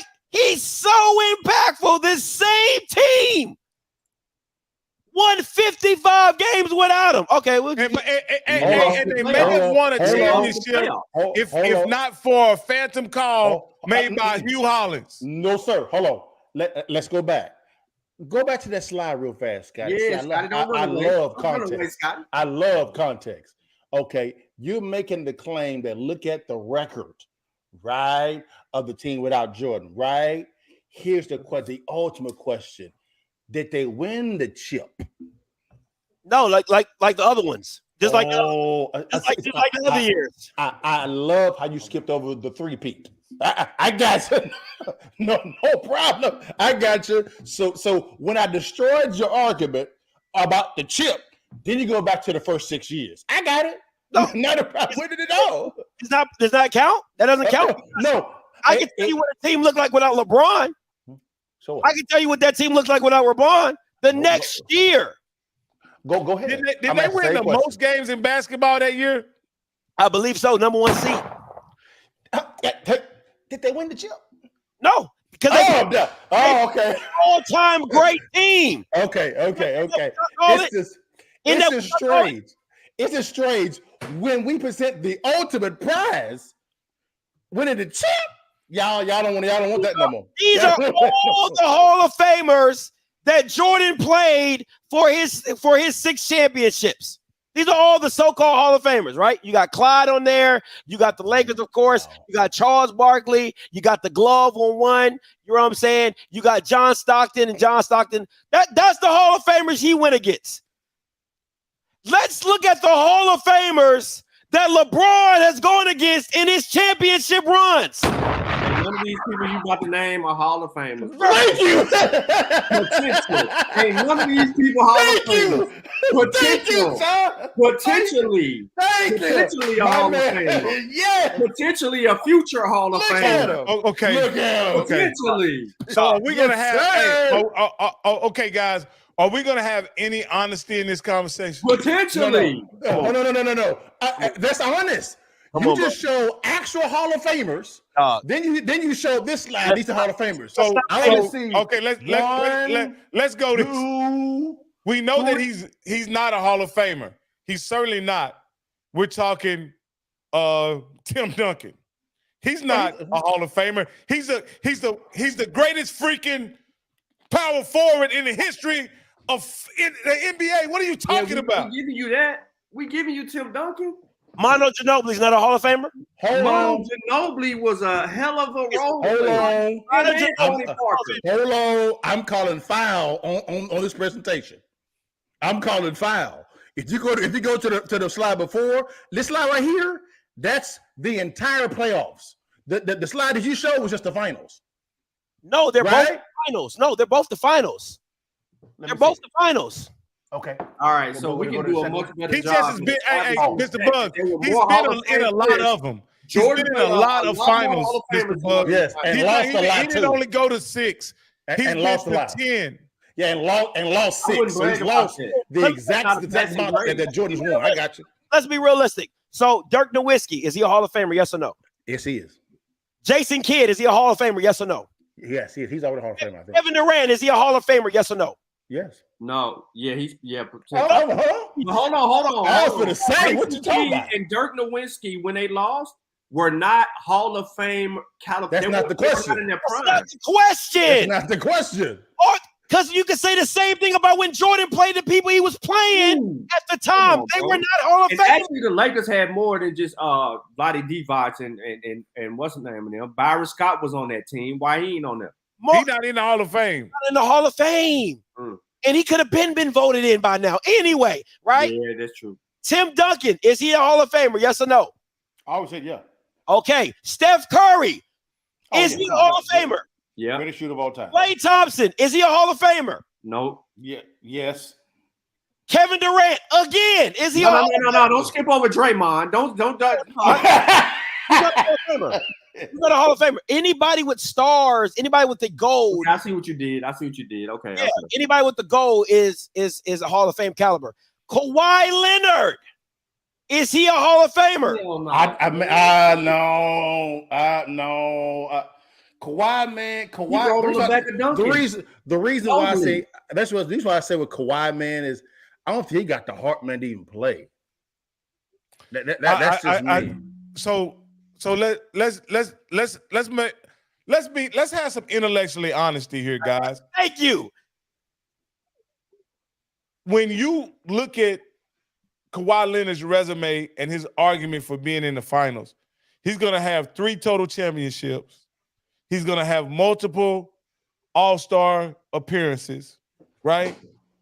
And his career will be able to stand up to other Hall of Famers like Sean Kemp and Gary Payton and John Stockton and Karl Malone, other guys who may have done a little more in the league, but certainly they aren't as decorated champions because you guys put a value on championships that are above all.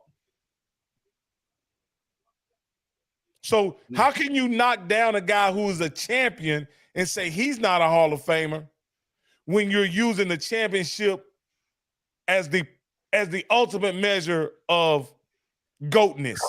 No, when it comes to Kawhi Leonard, yes, he's a great player. I don't think he has enough of a resume to be a Hall of Famer.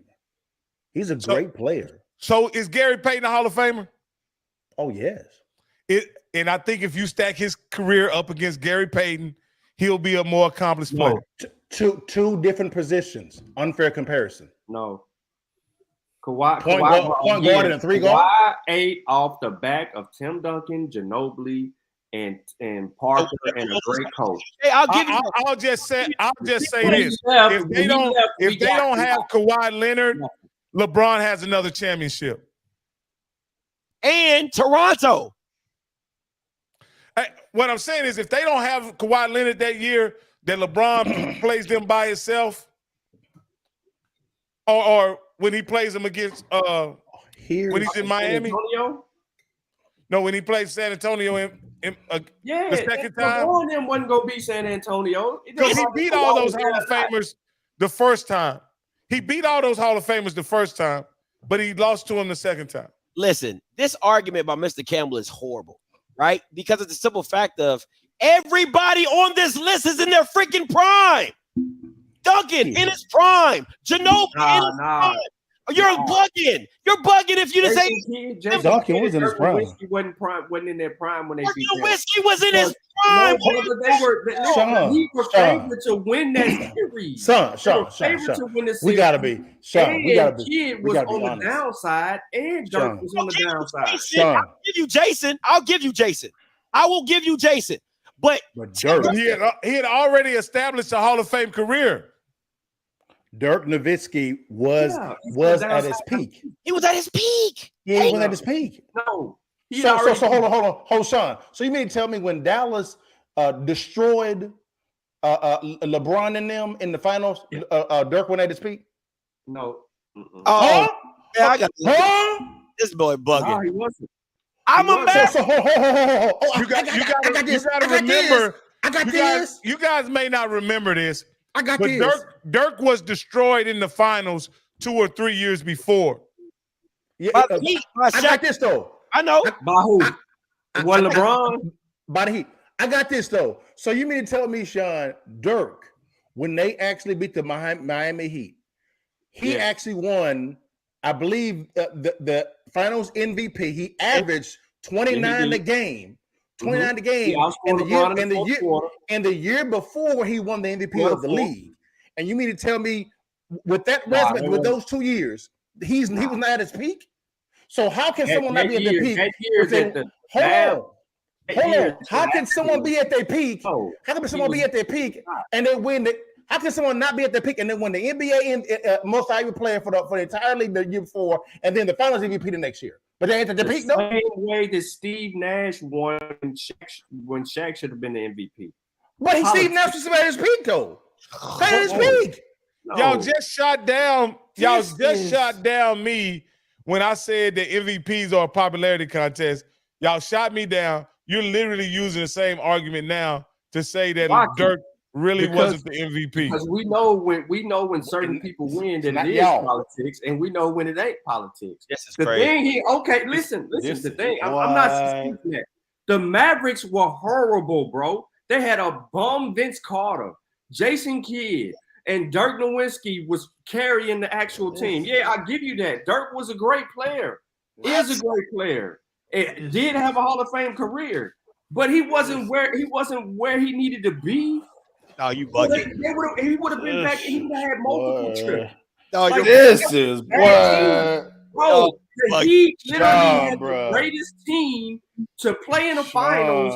They blew it up the next year. That's why they didn't run it back. They completely blew up the team, and nobody understood why Mark Cuban did it. They completely blew it up. Deshaun Stevenson gone. Tyson Chandler gone. He blew the team up because he knew their ass was trash. They weren't supposed to win that shit. So He blew it up. So he said, we won, we got lucky. I'm blowing it up because I know we ain't We going got back. lucky. This is what, man. So y'all really think the is- Mavs that year was a great team? Yes, they won the chip. Oh, well, why would the Heat favored by so much every game and in that series to really like sweep them? Who won the game? Series is over in 4. That makes it even worse. That shows you how great they were because they weren't even favored. Nah, man, Thank you. You trying to hold on to that? No, they wasn't. Wow. LeBron was just that bad, bro. Wow. This is. We're gonna lose to the Mavericks. If you're the greatest player to ever play the game, you don't lose to the Mavericks. You don't score 2 points a game in the fourth quarter. You're making the case against LeBron. We're making the case that the Mavericks were a great team, Listen, and they had Dirk Nowitzki at his peak. I'm betting big that LeBron is not the GOAT. I agree with you there. You're making up things. No, I'm not. So hold on. So hold on. Here's go ahead, Mr. Bugs, if you want. Let's get to this. Let's look at some stuff. I got some stuff.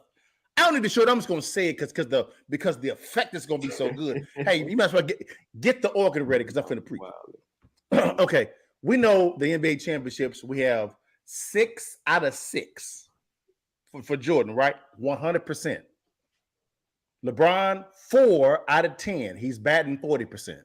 All right. When it comes to Finals MVPs, 6 for Jordan, 4 for LeBron. Jordan winning there. When it comes to most valuable players, 5 for Jordan, 4 for LeBron. When it comes to defensive player of the year, 1 for Jordan, 0 for LeBron. 0. When it comes to what is this? Is this first team defense? The first team defense was at 10 for Jordan, 1 for LeBron. All right. When it comes to All-Star MVP, 3 and 3. When it comes for assist leader, I believe 1-1, and then the steals leader, 3 times for Jordan. So when it comes to as individual accolades, it's all day Jordan, and he did it in 15 years versus 20 plus years. So let me ask you guys this, because a lot of Jordan guys, I don't get where they land on this. Is the fact that he was great for 20 years outweigh the fact that Jordan was great for 13 years?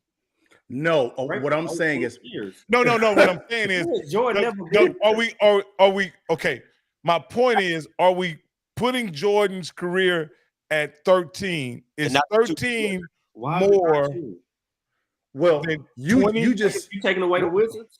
But Rocky, he's the only player to score 40 points, bro. He was 40 years old, scoring 40 points, and he averaged 20 points. He's the only 40-year-old to average over 20-something points a game. Okay. So my point is, how are you, Jordan guys, looking at the sheer volume of greatness that Jordan has put on display? Jordan has been great every time he touched the basketball court. No, and he accomplished it in a short amount of time than LeBron. So you think he surpassed what LeBron did in a shorter period of time? Yes, I just went through the numbers. First, what is it, 15 years, and you compare both of them, it's Jordan all day. I went to the numbers. That was done in 15 years. 15. So my point is, with 2 years off, 5 years, the other 5 years or 50 or however many years Jordan more LeBron is playing, because LeBron is still playing, right? So when we talk about that, are we just throwing out those years for LeBron, or what are we doing with those years? No, I'm including those years, and what I'm saying, if you look at the 20 years versus 15 years from an individual standpoint, Jordan has accomplished more. Are we talking? So you can honestly say distance traveled by Jordan is greater than distance traveled by LeBron. Yes, beyond, and I'll put another variable in there. And you're measuring that by what? Years. Number two, when you look at the physicality. No, I'm talking about statistically. Let's quantify. Let's not make it subjective. Let's make it objective. So that's all I've been doing. But go ahead. No. So what I'm saying is, are you measuring it by points, wins? I'm measuring by all-star appearances, all NBA. I'm measuring all of that. I just went through the numbers. Those were individual accolades. No, but numbers. So those are awards. Numbers. Okay, let's look at a compilation of accomplishments and stats. I know you're gonna go stats because of the fact that he's the NBA scoring leader. So that doesn't matter though. No. I'm including all of that.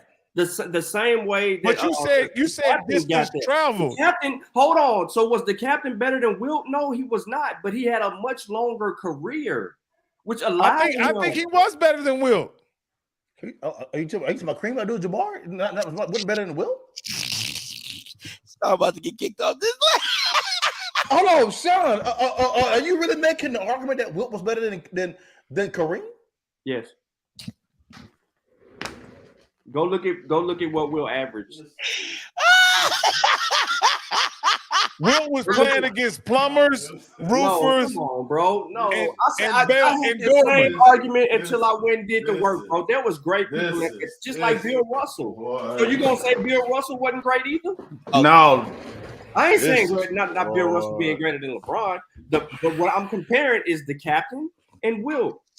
Wilt was not playing against the caliber of talent that Kareem Abdul-Jabbar played against. Oh, okay. My man said Wilt is better than Kareem. I heard it all.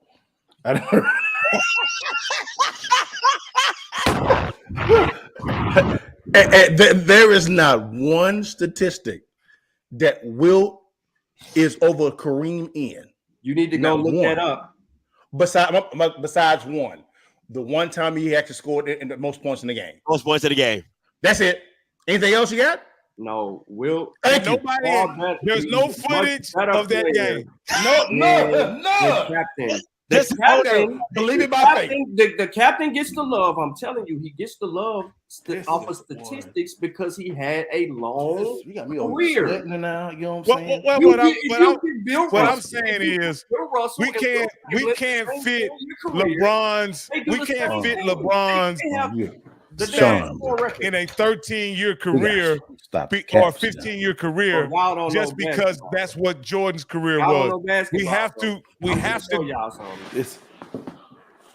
to look at the totality, the sheer volume of what LeBron has accomplished. That's the only way to be fair to LeBron. And we just went through the volume of it. No, we haven't yet. We haven't. The only thing we left out of that thing was the we went through awards. Let's look at a compilation of stats. This is my thing, right? Okay, what you're seeing here is what LeBron James leads in the playoffs in playoff category, right? He's first in games, first in minutes, first in wins, all that type of stuff. My thing is this: if you count in the games that Michael does not play in, right? So all the first round exits, him not getting to the finals of the times, because you got to add another 4 or 5 games, at least 6, because most of his games went 6, right? He never went to a game 7. We all know that, right? So if you add those extra games that he doesn't get to play, right? Because he gets knocked out in the first round. You know what? I'll go back and look. So y'all might have forgot. So all these games that he doesn't continue on his journey, especially that first round, those are all points, games played, rebounds, assists that he cannot accumulate. And my thing is this: for somebody who's a volume shooter as much as Mike, and people who always said LeBron is not a scorer, that was never his real game. They always said LeBron is a facilitator. He's a more of an all-around player, gets rebounds, assists. For him to be the all-time leading scorer in the NBA, a record that has stood for over 38 years. How does not be a part of all the accomplishments? And it wasn't 4-10, it's 4-6. That's how that kind of works out. Yeah, that's what I said. I say went to 10 and he lost 6. Yeah. 4 of 6. Yeah, So, that's 40%. How does that not? Because my thing to me is this: people say a participation trophy for how do you not count the sheer volume of finals appearances? Because half his career was spent in the finals. If Jordan would have gone, my thing is this. So when I see the totality of, let me ask you this: if the records were 6-4, he had won 6 and he had lost 4. How does that look? I'm like, for real talk, no funny business, no joking. If he had won 6 and he had lost 4, he matched Jordan, but he still had the 4 losses. How do you guys? Had he won 6, people would a consensus would be LeBron James. A consensus, even though not being at perfect, even though he wasn't. Yes. Just you know the weird thing about this, Scotty. What he did was great, but they also dampened the East. They were like, "Nah." You know the weird thing about this, Scotty, is I say this all the time, and Giannis doesn't help him. People always overlook this. He never got out of the first round without Scottie Pippen. That means nothing. Nothing at all. No, because he was trying. Hold up.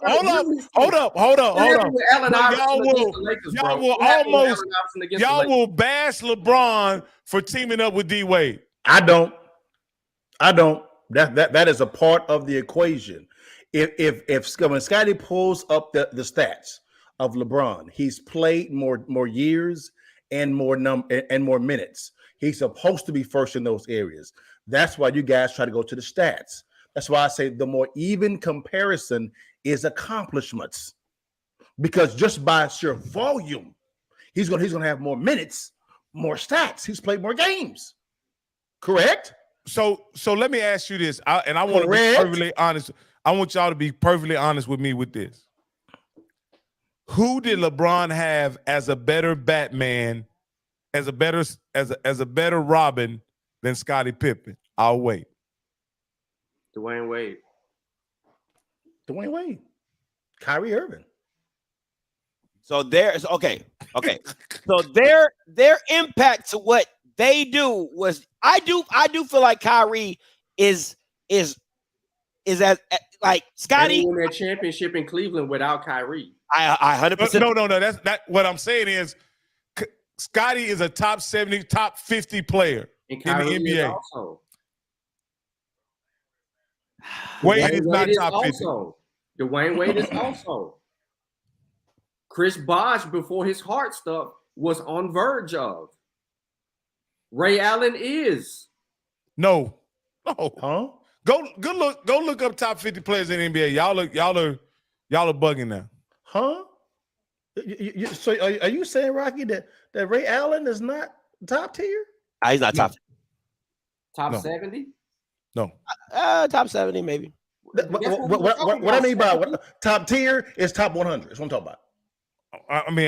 I mean, what I'm saying is this: there's no player that Jordan played with that's of the caliber of Scottie Pippen, and he still won 6 for 6. And he still won. He still won 6 for 6. So he made Scottie, right?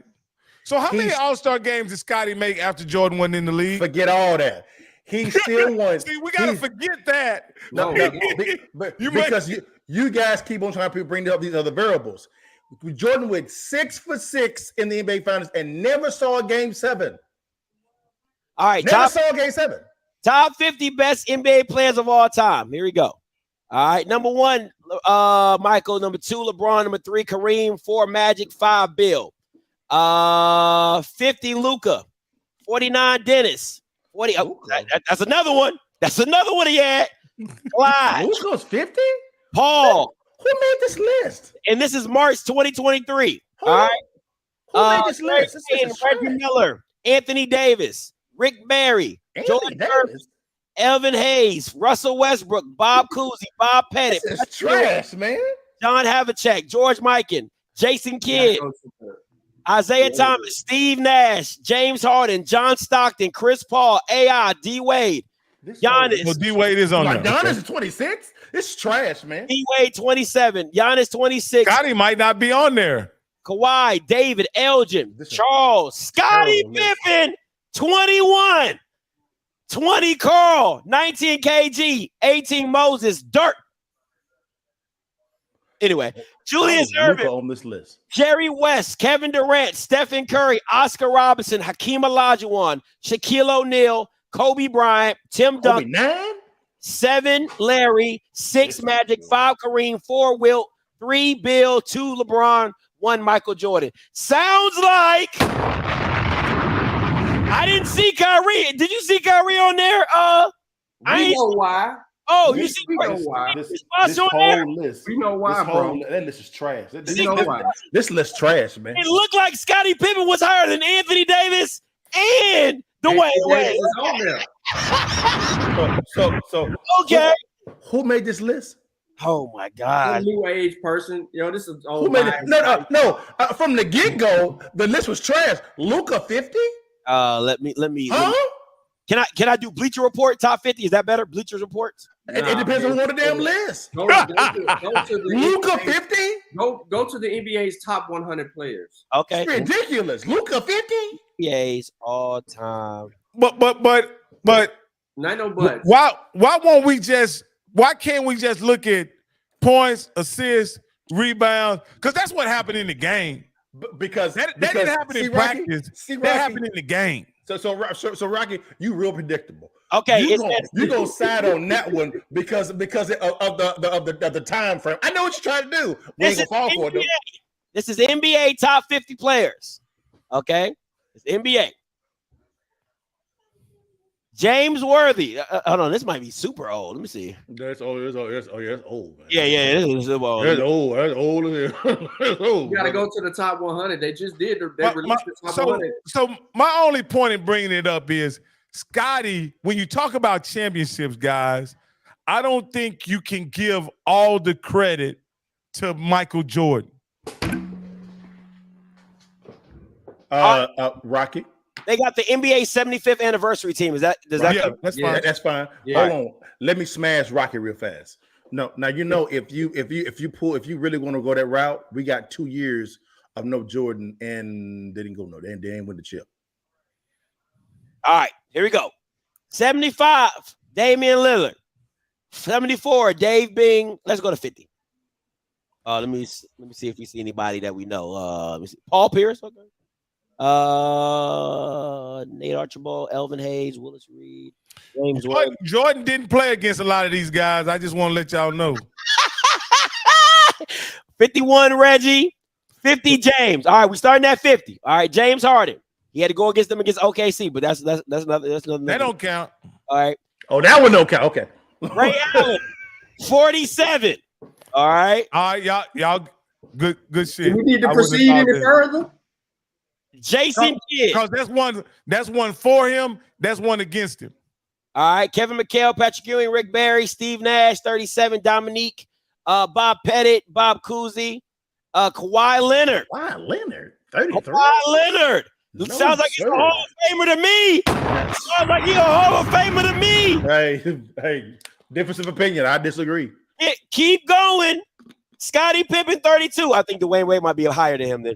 Allen Iverson, Dwayne Wade. There he is. That's not too high.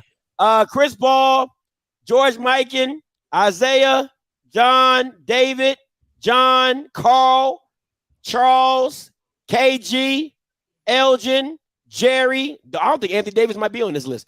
Giannis. He's not. Dirk, Steph.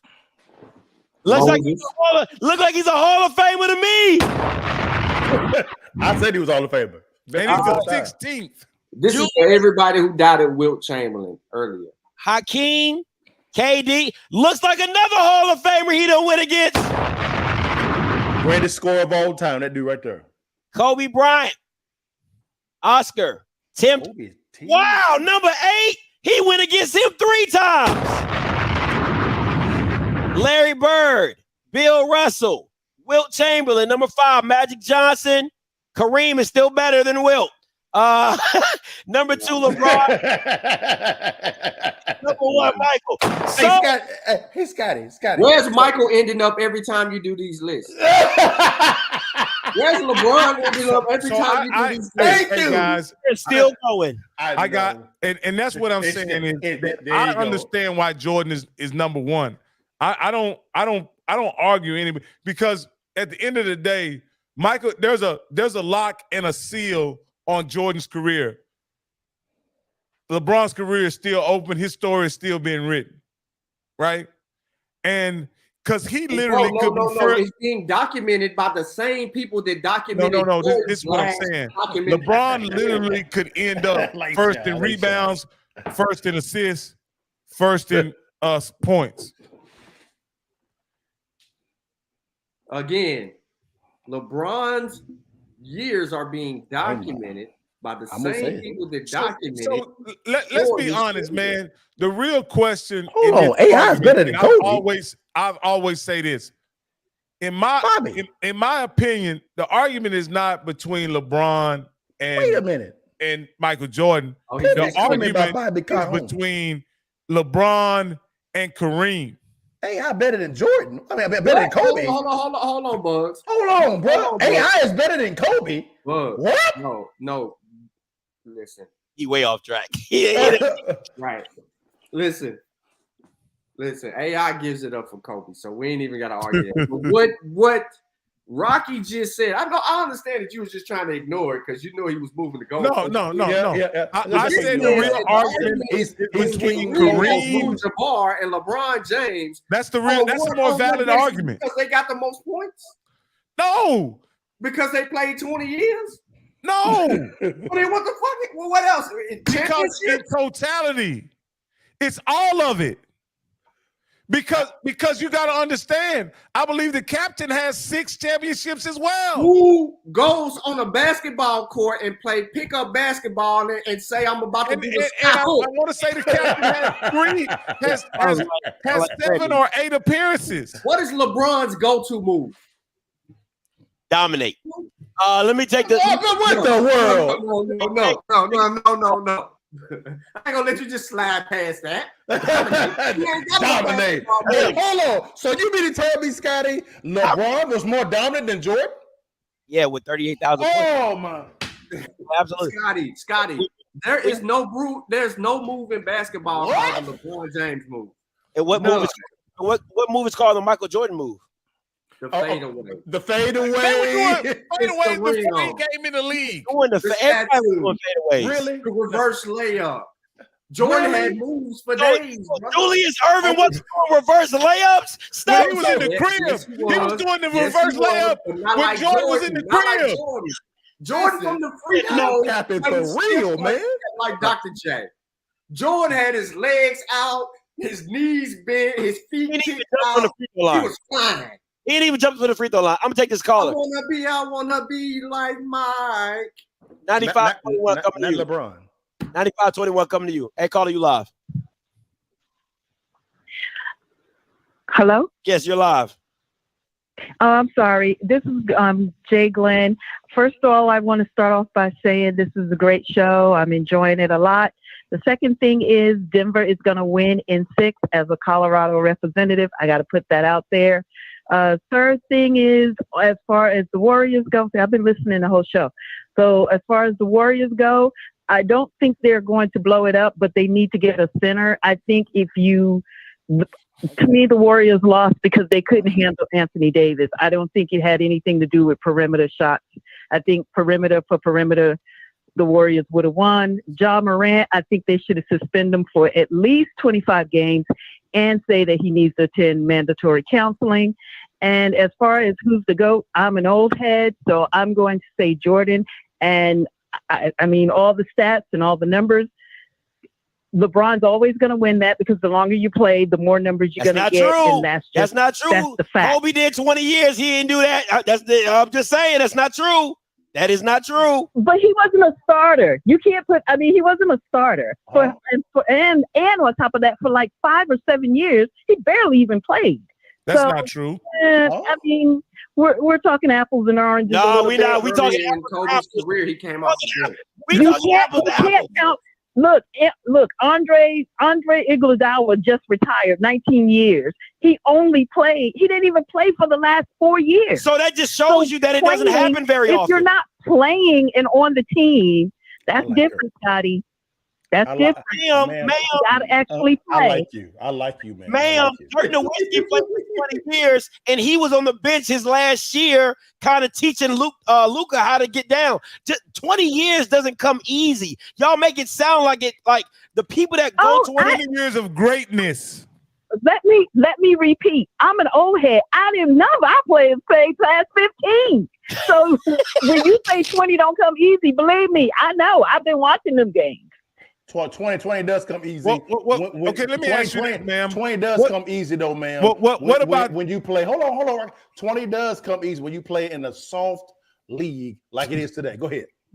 Yeah, that's true. That's true. Let me ask you this. What about my argument? When you got massages 3 days a week, and you get time off games. Thank you. Preach.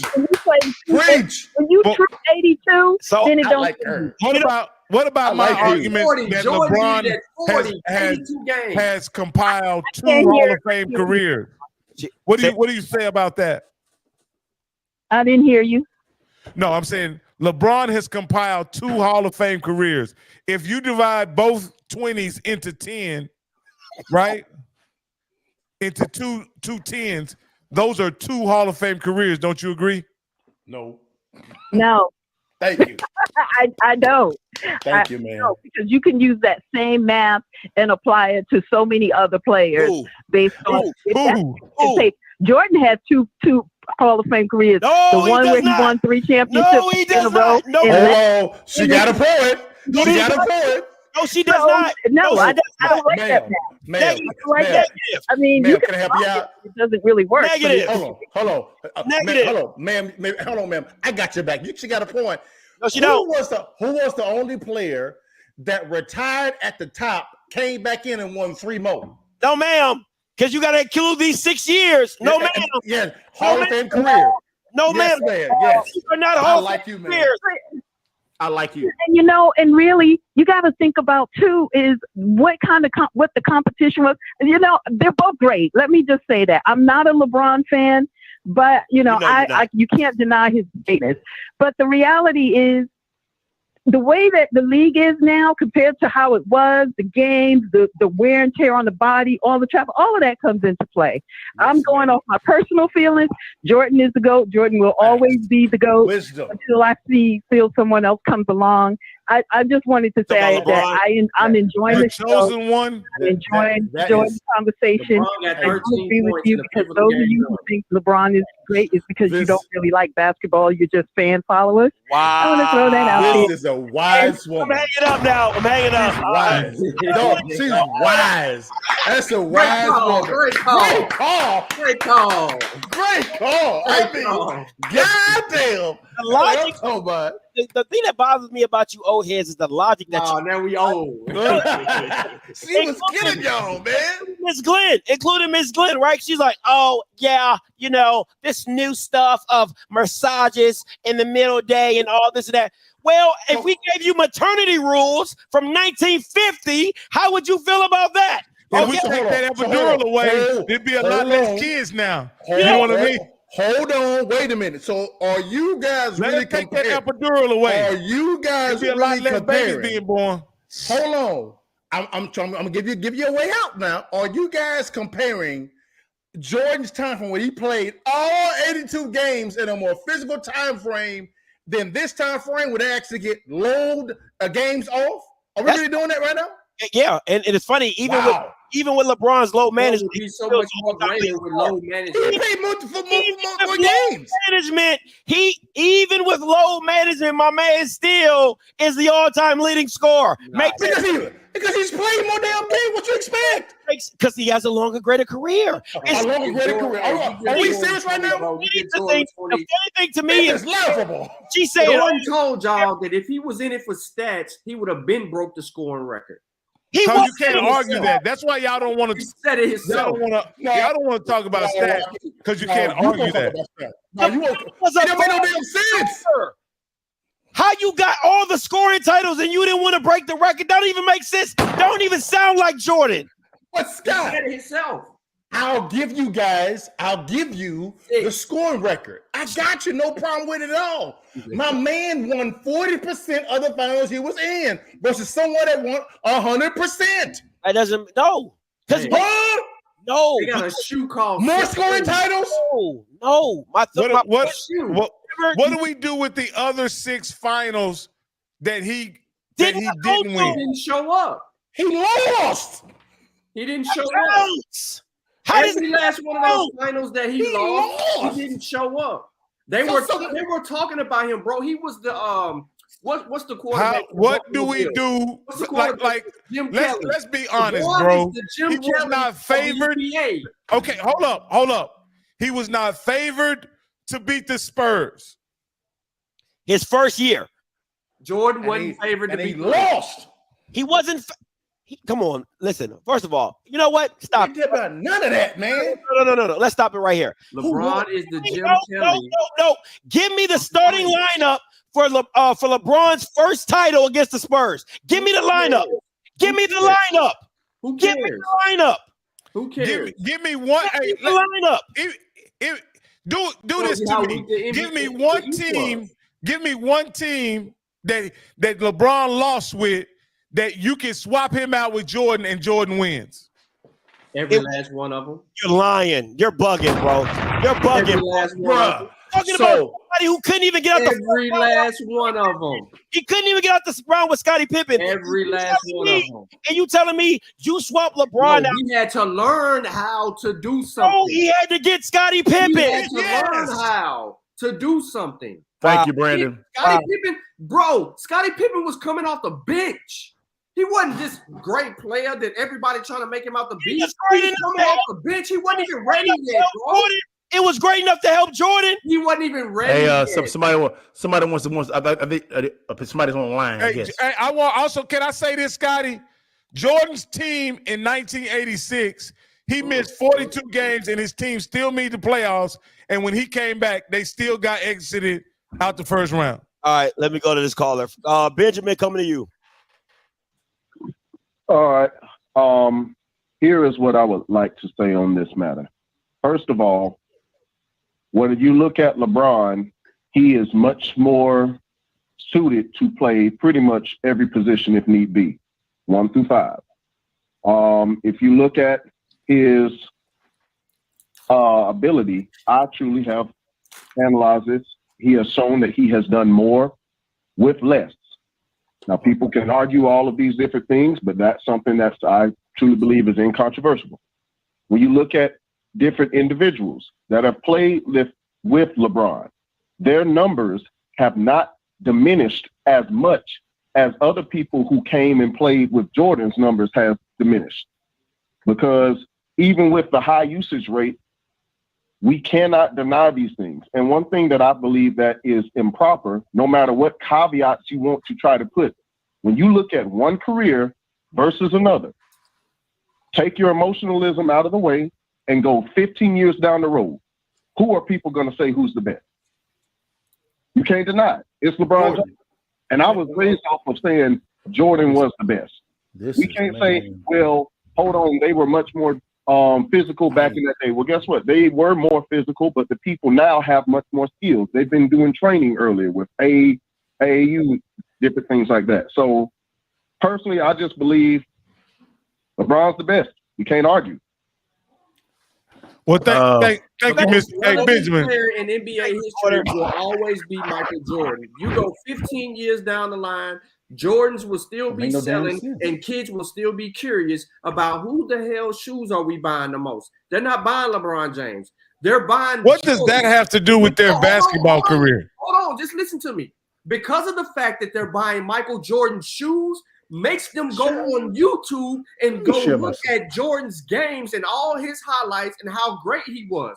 My kids never seen Michael Jordan play, but guess what?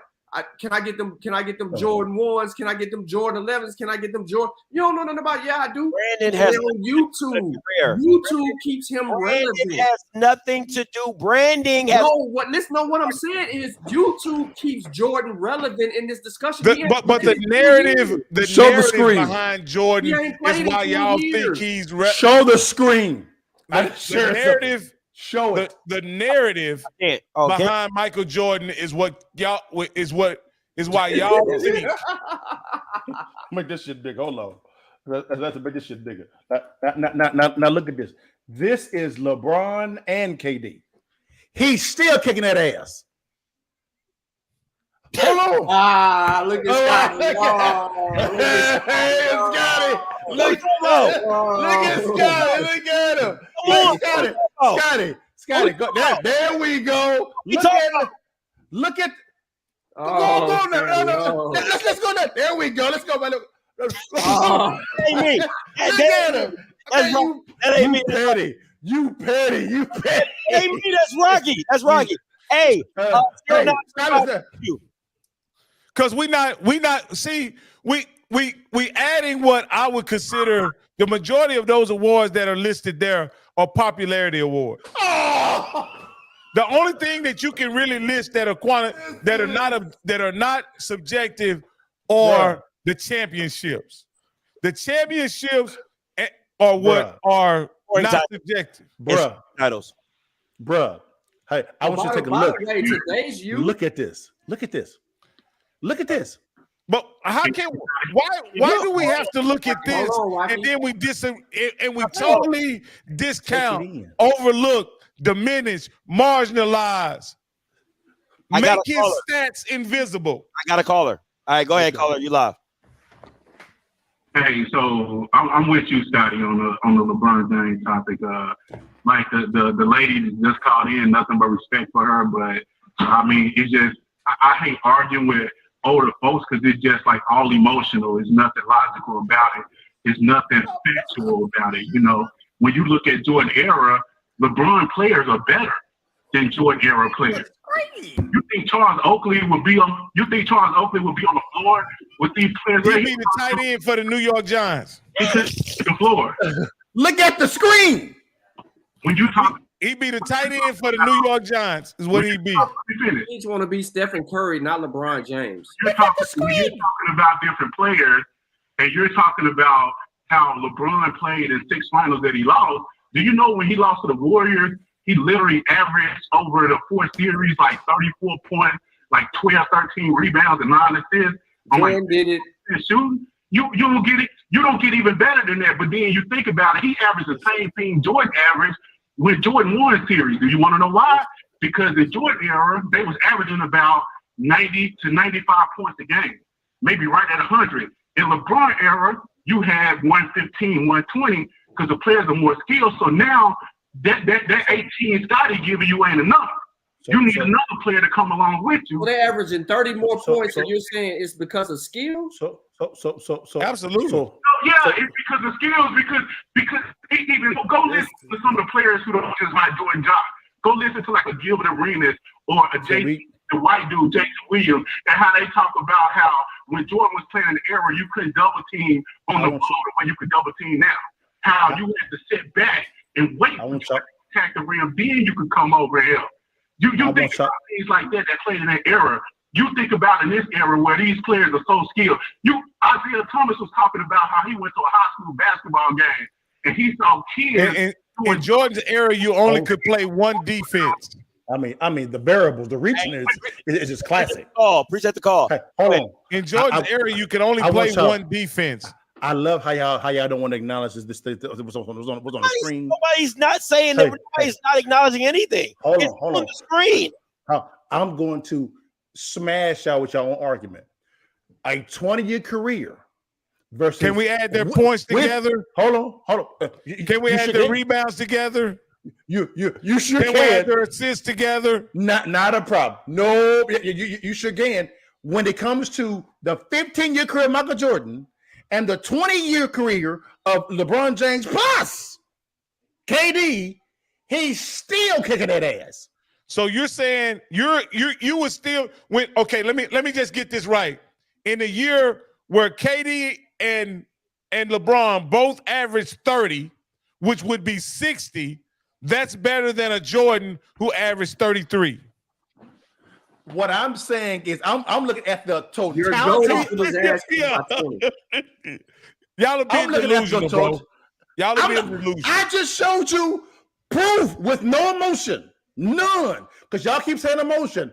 I'm showing it. Now y'all want to change the variables to something else. But that's killing you on this. But bro, just putting up accolades doesn't address the impact on the game. This is just doesn't address the impact on the game. When you literally think about, and Scotty made a great point. There are 7 years of Michael Jordan's career where y'all, by y'all standards, y'all will consider him a failure. I love those 7 years. I love them. That made you love Michael Jordan because he was carrying the NBA and he was taking on the greatest team. Getting his ass kicked. The greatest.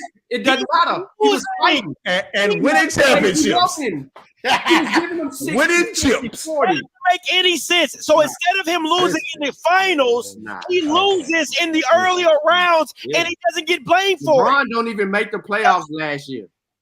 I am taking all that into consideration. I'm taking the totality of their entire careers. I'm showing you the fruits of this thing. No, you cannot. Yes, I am.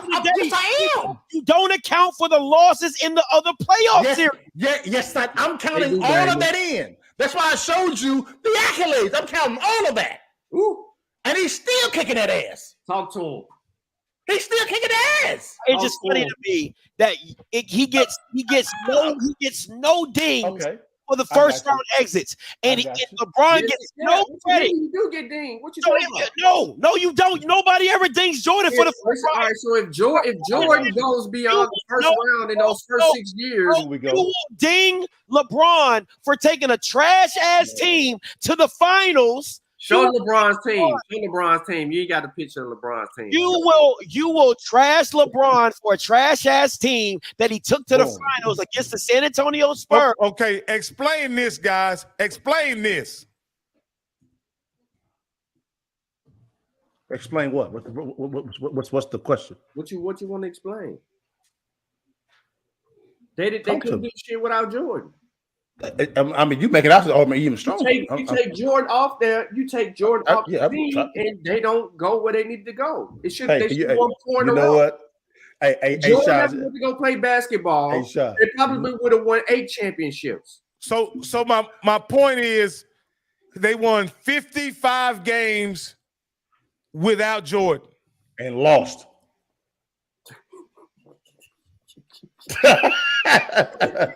Okay. Hold on. Again. So show my screen. Y'all are not willing to accept the truth about Michael Jordan. Here we go. His impact on that team. They didn't go in the tank. They did not go in the tank.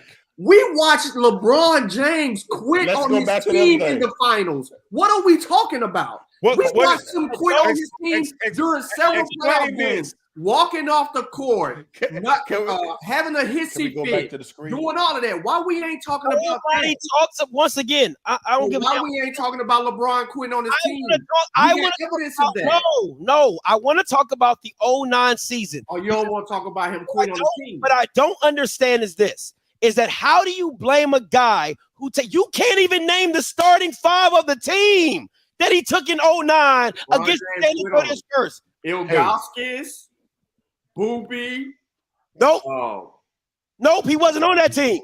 Boobie wasn't on the team? He was not on that team. I know Ilgauskas was. Yep. What's the come on. Mo Williams. Bergeau. Ain't that his name? Come on. All right.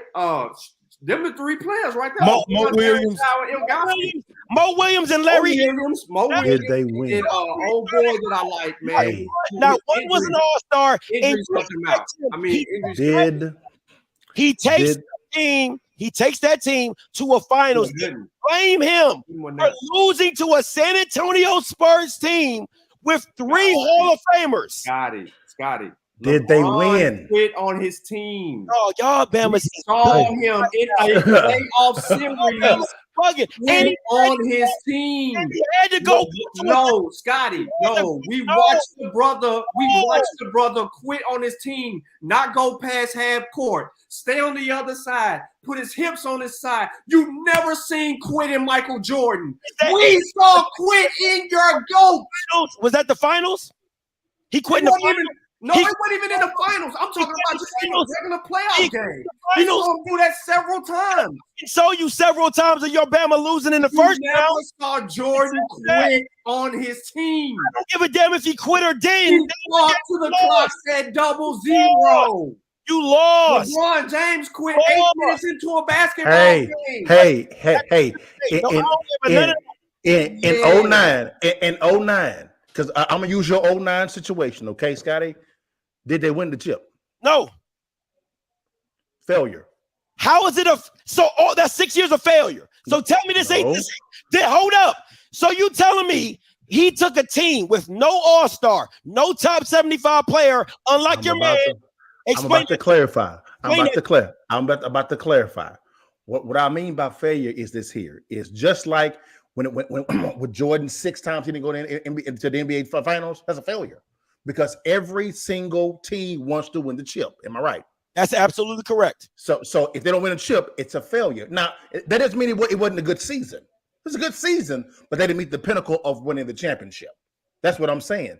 That is the reason why when it comes to that type of stuff, that's why when it comes to me showing I was showing on the screen here, if you can show my screen if you don't mind. That's the individual. That has nothing to do with a team award. We're talking about a team, as you said, a team success that is failure. We're not talking about an individual accolade because the 6 years that he did this, he had individual accolades. 7. Am I correct? He had an individual. He had some scoring titles in these failures, correct? Correct? Yes, he did. Yes, okay, he did. then. So it's still a failure as a team. Doesn't matter what you want.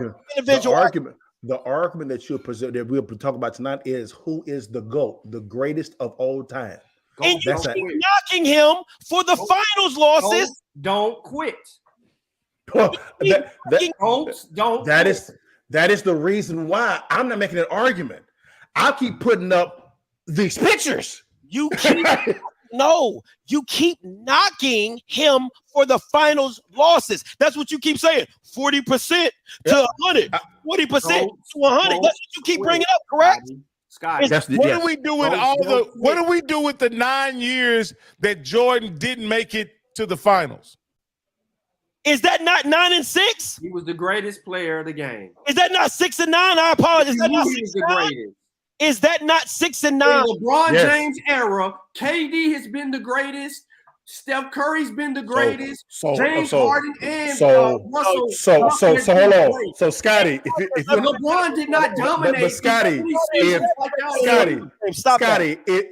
you want to use that metrics as far as the 9 times he didn't go there, it's 10. Well, okay, 10. LeBron has been in the league for 20 years. He's won 4 championships in 20 years. That makes it even worse for you. You sure you want to do that? I'm cool with the argument as long as as long as the fans can look at the same. Because at the end of the day, my guy went to the finals 10 times. Your guy and quit 6 times. It got quit next to him. And the pinnacle is the finals. Exactly. And our guy and if that is the case, all-time leading scoring is the all-time leading scorer in the league. They go Rocky, boy. Hey, I mean, and again, you act like that's not a great accomplishment. Y'all act like no. Y'all act like a league MVP overshadows. Somebody's on the call line. I got it. Y'all act like a league MVP overshadows the fact that he's the greatest scorer. No, that's not what I'm presenting at all, Rocket. That's why I keep pointing back to this picture. But you don't have the scoring record on there. I'll give you that score record. Anything else you want to add to it? The number. I'll add a lot to it because if we want to go ahead, let's add to it. First in games, first in minutes, first in wins, first in points, first in steals, first in field goals, first in free throw attempts, and everything else. He's higher than Jordan in. First to quit. First to quit. What's up about? First to quit in the finals. LeBron James. Stop, Sean. Stop, Sean. What's your argument for him quitting? Did Jordan quit when he retired? Did Jordan quit when he retired? He quit with the Wizards. You can't tell me he ain't quit with the Wizards. He didn't. He quit. LeBron quit in the finals. Next, let's move on. Let's move on. Hey, Miak Mike, coming to you. Hey, what's going on, fellas? What's going on? Hey, What's up, man? Three things I want to point out to destroy LeBron. One, the 2011 finals. Two, this longevity. And three, this notion of Pippen being the superstar. First, Michael Jordan never got cooked in any final. People always forget J.J. Barea cooking his ass in the finals 2011. Right? That just gets swept under the table. My God. Two, the concept of longevity. People act like this man isn't on performance enhancing drugs like The Rock. That People is hearsay. forget You don't that even he know was on that Balco list that they caught Barry Bonds on. That's what's under the table. LeBron was on the Balco Let the man list talk. when he was in high school. Let the man talk. Let the man talk. Go ahead, man. LeBron was on the Balco list when he was in high school. People always forget about that when he had to grow that little beard out because he had that growth on his jawline from using steroids. People always forget about that. And three, this notion of Pippen being some superstar. If Pippen didn't get drafted by the Bulls, man, Pippen would have been back driving a CDL truck in Arkansas. Man, Pippen wasn't no superstar like people make him out to be. When he left Jordan and went to the Trailblazers, he wasn't no superstar. He was a top 75 player. When he went to the Rockets, he wasn't no superstar. Man, he was 33. He was 30. He was 32 or 33, Scotty. He was able to raise their game up. He was in the top 32 players that ever played in the NBA. But he's a scrub for some reason. And if we look at the stats, since we want to talk about stats, so this stat don't matter. He's such a bum. Scottie Pippen is such a bum that my man didn't win nothing without him. Okay, such a bum. He's such a bum. Hey, let me ask you this. Let me ask you guys this. If a playoff loss is bad, right? What do you guys think about a sweep in the playoffs? Yeah, LeBron know what that feel like. He been swept. San Antonio Spurs swept that ass. In the finals? I think you need to check that. In the finals? In the finals. In the finals? Yeah, he got swept in the finals. 09. So don't bring up sweeps. So, no. My point is this. Is Michael Jordan got swept in the first round. Which one's worse? Not Scottie Pippen, but LeBron James quit. That's worse. When? In the finals. What finals? What finals game? Bro. What finals game did he quit? Shit. Every one that they lost in the fourth quarter, his head on his goddamn shoulder. You know, he don't want to go out there and post something to go back in. Who are y'all blaming a lot? Who are y'all blaming all of George's losses on? This is hilarious, man. Who are y'all blaming all of George's losses on? Jordan took his losses like a man. He put up 60 and 10 and all of that. Oh my God. It's crazy because LeBron doesn't even get the same feel when he went to the finals with Matthew Dellavedova and averaged everybody in the side on both sides. Hey, Scotty. Hey, Scotty. Sean is not going to let go of LeBron quitting. Oh, he quit. We talking about a GOAT, bro, but he got quit next to his name. Like y'all gonna act like he never quit. We witnessed a quitter. And you gonna call him the GOAT? Yeah, I am. Oh shit. Don't get it. My only argument is y'all have a significant part of Jordan's career that y'all don't even acknowledge, bro. Jordan, all of LeBron's losses count against him, but Jordan's losses don't count against him. That's the whole argument. Well, it was better. It was literally better for LeBron to lose in the first round than to ever go to the finals and lose. That's the argument that you're making, and it's asinine. It's asinine. Yeah, he should have lost in the first round instead of in the finals. Hey, let me just say this, bro. It's LeBron. Here's the deal. Michael Jordan has never won a playoff series without Scottie Pippen. He's never quit. How does that? No matter what, he never quit. Okay, Sean. How does it sit with you that Michael Jordan never won a playoff series without Scottie Pippen? He never quit. It sits well with me because he was the greatest player fighting his ass off with a bullshit. Is Samuel trying to get along? Scottie Pippen won series. Scottie Pippen won playoff series without Michael Jordan. How great Michael Jordan is. Michael Jordan's so great that he played but it sound like a pickup game during the Olympics with the greatest players to ever play the game. Far greater than any dream team assembled after the dream team. And he was far better than everyone else. That they bowed to the man and said, get the hell out of the way. It's his league. And he started making mofos retire. And OG, if you could, OG, finish the story. Yes, he did retire and went for 2 years and then came back and won three more titles straight. 71-16 coming to you. Hey, caller, you live? Hello? Yeah, you live. Yes, sir. Yes, sir. Man, let me say something, man. Why y'all on here capping, man? Are you gonna continue or I can just hang up? Would you rather us be watching the blowout right now? No, they're not getting blown out. They're down by 9. Uh-oh. Go ahead. Hold on now. I'm sitting here and I'm listening to this stuff, right? Now, you go on my homeboy's page, Ticket TV. He breaks down all LeBron's first games. Those games that y'all talking about with LeBron, his team outscored him. He didn't even score. He could have beat San Antonio.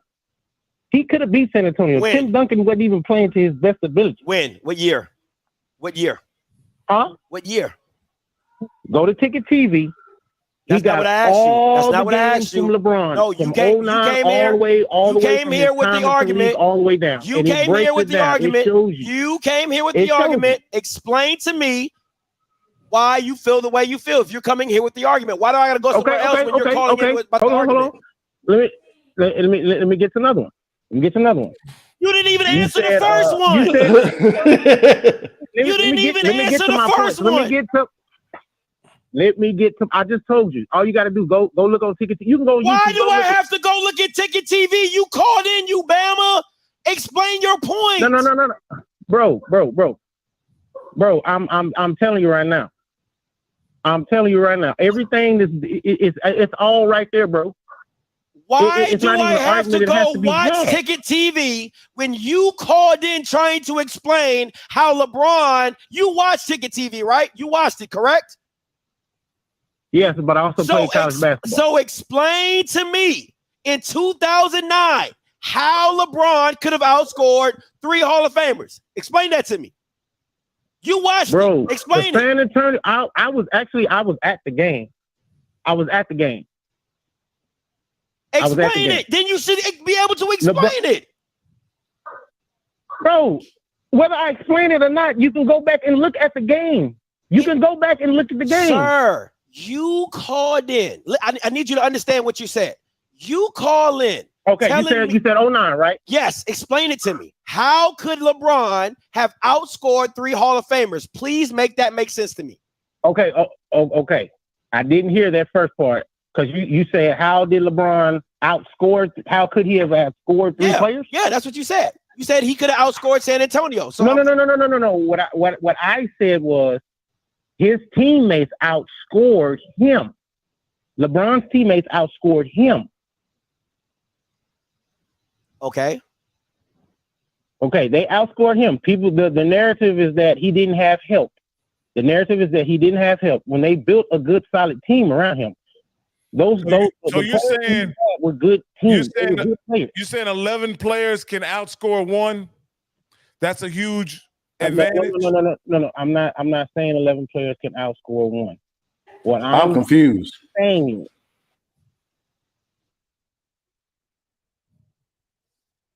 what I'm saying is LeBron's teammates outscored him in the finals. The narrative is that he didn't have help. The narrative is that he had trash teams. That is not true. When you go back and you look at the numbers, when you go back and look at the stats of the players that he was playing with, they had a good record. Did anybody on his team average more than 27 points? No. Did anybody on his team average more than 9 rebounds? No. Did anybody on this team average more than 6 assists? So let me get to y'all. You guys are focused on the 09 season. But you brought 09 though. No. I was trying to go back to what you guys were talking about earlier. The narrative is that he was on trash teams.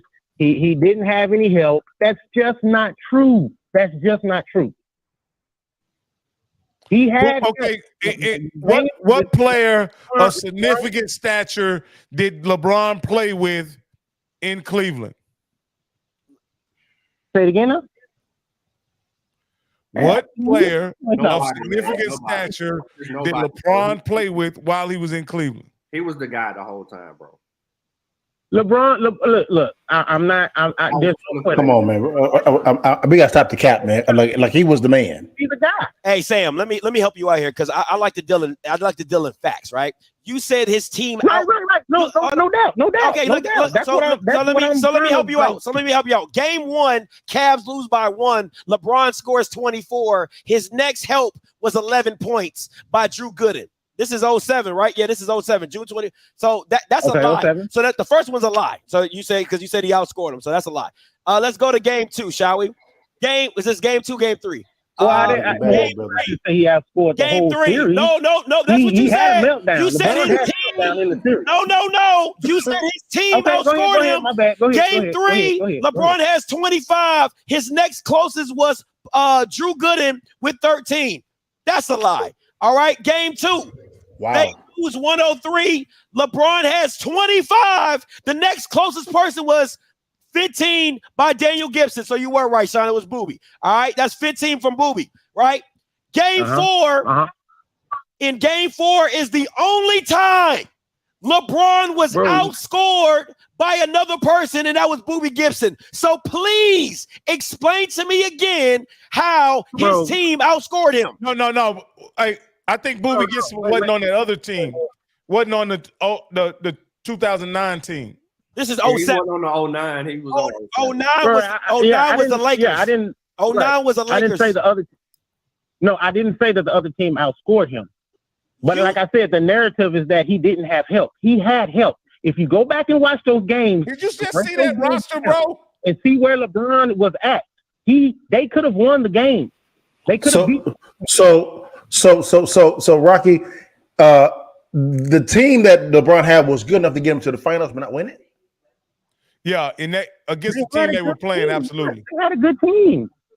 Against the team they were literally playing Ginobili, Tony Parker. And look.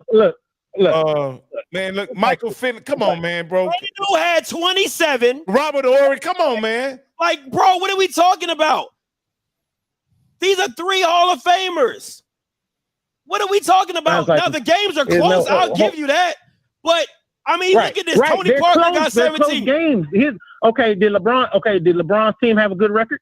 Let me ask you that question. Did they have a good record or not? Yeah, he had to because he had home court. So he had the first 2 home games. What I'm saying, for that whole season, that LeBron's Cavaliers have a good record. They had to. They made it to the finals. I'm asking you a simple question. Yes, that's all I'm saying. I'm saying yes. They had the they had a good record. The home team. They had a good record. He wasn't playing on a trash team. They just didn't get it done. They didn't get it done. Okay, he didn't. Okay, but there was no all-stars on the team. I wanted to piggyback on what you said earlier. Go ahead. You said nobody answers this question, right? When Jordan was losing in the 80s, he was going up against the dynasties. He's going up against the Celtics, Larry Bird Celtics. He's going up against the Pistons. He's going up against the Showtime Lakers. He's putting up big numbers. Never did he fail. Never did he have a meltdown putting up those big numbers, even though he did lose. Once he came into Scottie Pippen, who he helped develop, dog. Let me stop you right there. Let me stop you right there. How can you not have a meltdown? How can you not have a meltdown? How can you not have a meltdown? LeBron has played with more superstars than anybody in NBA history. That's fact. That's fact. Dog. He has to trade his team and stack the deck. Listen, dog, I gotta let you go because you're really pissing me off. This makes absolutely no sense. How can you not have a meltdown and you lose? I didn't understand the argument. He said, even though he was losing, he was going against the dynasties, right? You see the Celtics and the Pistons. He was going against the dynasties. He said, even though he didn't have a meltdown while he was losing. That makes no absolute sense. I don't give a damn if Jordan dropped 80. You didn't win. I don't understand the argument. He made two arguments, and out of respect, I didn't understand both arguments. It didn't make no sense. Last caller, 8582. We're gonna get up out of here. All right, Bobby, what's up? What's going on, player? Hey, gentlemen, awesome show. Let me say this. If you ask me who I'd rather watch play a game, easy, Jordan. If you ask who is the better player, who had the better career, player, not team, it's LeBron. LeBron proved in his career already, which is still going, that he can perform and carry a team to the finals in a worse conditioned team, a lesser team. He could take a lesser team to the finals than Jordan could. It's proven. That's not even a question.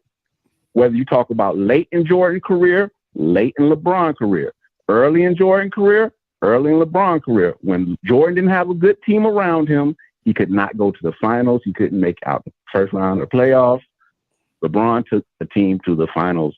Only two players in NFL's history went to the finals without a co-all-star on the team. That's LeBron and AI. And I know I upset Mr. Bugs earlier when I said AI was better than Kobe. Let me say this to you. Basketball is a big man's game, right? Would you agree? In the 90s. In the 90s, yeah. 90s, I agree with you in the 90s. So AI is 5'11" and dominated the league for 3 years. Would you disagree with that? Not at all. Okay. So wasn't Kobe in the league the same year that AI was dominating the league? Yeah, but I have a counter question for you. So if you take AI and stick AI on the Lakers and take Kobe and stick him on 76ers, does Kobe win the finals that year? Yes or no? It depends on who has Shaq. Yes or no? Kobe proved that he couldn't win without Shaq. I would say yes, he would. Who had a better Batman than Shaq, bro? Again, who was a more dominant big man in the league than Shaq? No, Shaq was most dominant. AI in his prime was better than Kobe in his prime. That's not even, bro. I'm not talking emotions. I'm not even a basketball fan like that, bro. I just look at facts. Bobby, there's no and no. If you take Kobe, let me talk. You gonna keep talking. And take AI and stick him on the Lakers team. AI will have a ring right now, bro. So you're telling me that AI was better than Kobe Bryant with a straight face? Easy. I didn't flinch, did I? What? So okay, Let's walk through the numbers real fast. 5'11", 6'7", bro. Gotcha. 5'11", 6'7". Good. Not a problem. Are we talking pound for pound, inch for inch, or are we talking just overall? I got it, Rob. Knees slapped together like you made Jordan knees slap. These are great. These are great hypotheticals. Again, these are great hypotheticals. Let's get into facts now. What actually happened? What actually happened? AI crossed Jordan up and let's made walk through this together. That's one play. That's one play. One play. That one play doesn't make someone's career. Let's get it straight. Jordan in that game. Great. One game. One game doesn't make someone's career. One game. Now let's get back into reality now. So who did AI not do it to though? Let's get back into reality now because you are saying that AI is better than Kobe. Okay, let's walk through this whole thing. Player for player. Again, exactly. Let's walk through the numbers. Let's walk through the numbers now. You sure you want to do that? Are you sure you want to do that? Do it. Do it. So because when AI was in his prime, who had the scoring title? Let's walk through the numbers, okay? Numbers. Facts. Okay, gotcha. I'm not saying wasn't great. Who has more points, Kobe or AI? Who has more points, Kobe or AI? Wait on the answer. For the teams, Kobe or AI. No. You got this soliloquy to do all you want to do. Come on, player. Bro. Who has the more points? Kobe or AI? He said who has more points, Kobe or AI? Okay, so we have to break down the careers, right? That's what he just said. He's gonna walk you through the careers. Who had the better point? Who had the more points, Kobe or AI? In their prime, Kobe. It's not about prime. Over the course of the career, Kobe did. It's not about prime. You over said the course of the career, Kobe did. Okay, moving on. What you got, Mr. Bugs? What's your next question? Okay. Who has more championships, Kobe or AI? We already know that answer. Next question. I got you. Steals. Oh, he said steals. Steals. I don't know. I honestly don't know. Got you. Okay. Who has a better shooter percentage, Kobe or AI? I tell you this, Kobe. Yes, AI, bro. Kobe missed a whole lot. I would be shocked if it was Kobe. Kobe. Who was more feared, Kobe or AI? That's who was what? That's who's more feared, Kobe or AI? I would say AI. I ain't even gonna lie to you. I would, Scotty. I would say AI. I know the Mamba mentality. Listen, I know the Mamba mentality, but I think a longer span. I think it was bro. AI. That's just me personally. Listen, Mr. Bug. I'll let me down. I cannot disrespect their intelligence, sir. It's all good. AI took a team with no all-stars to the finals.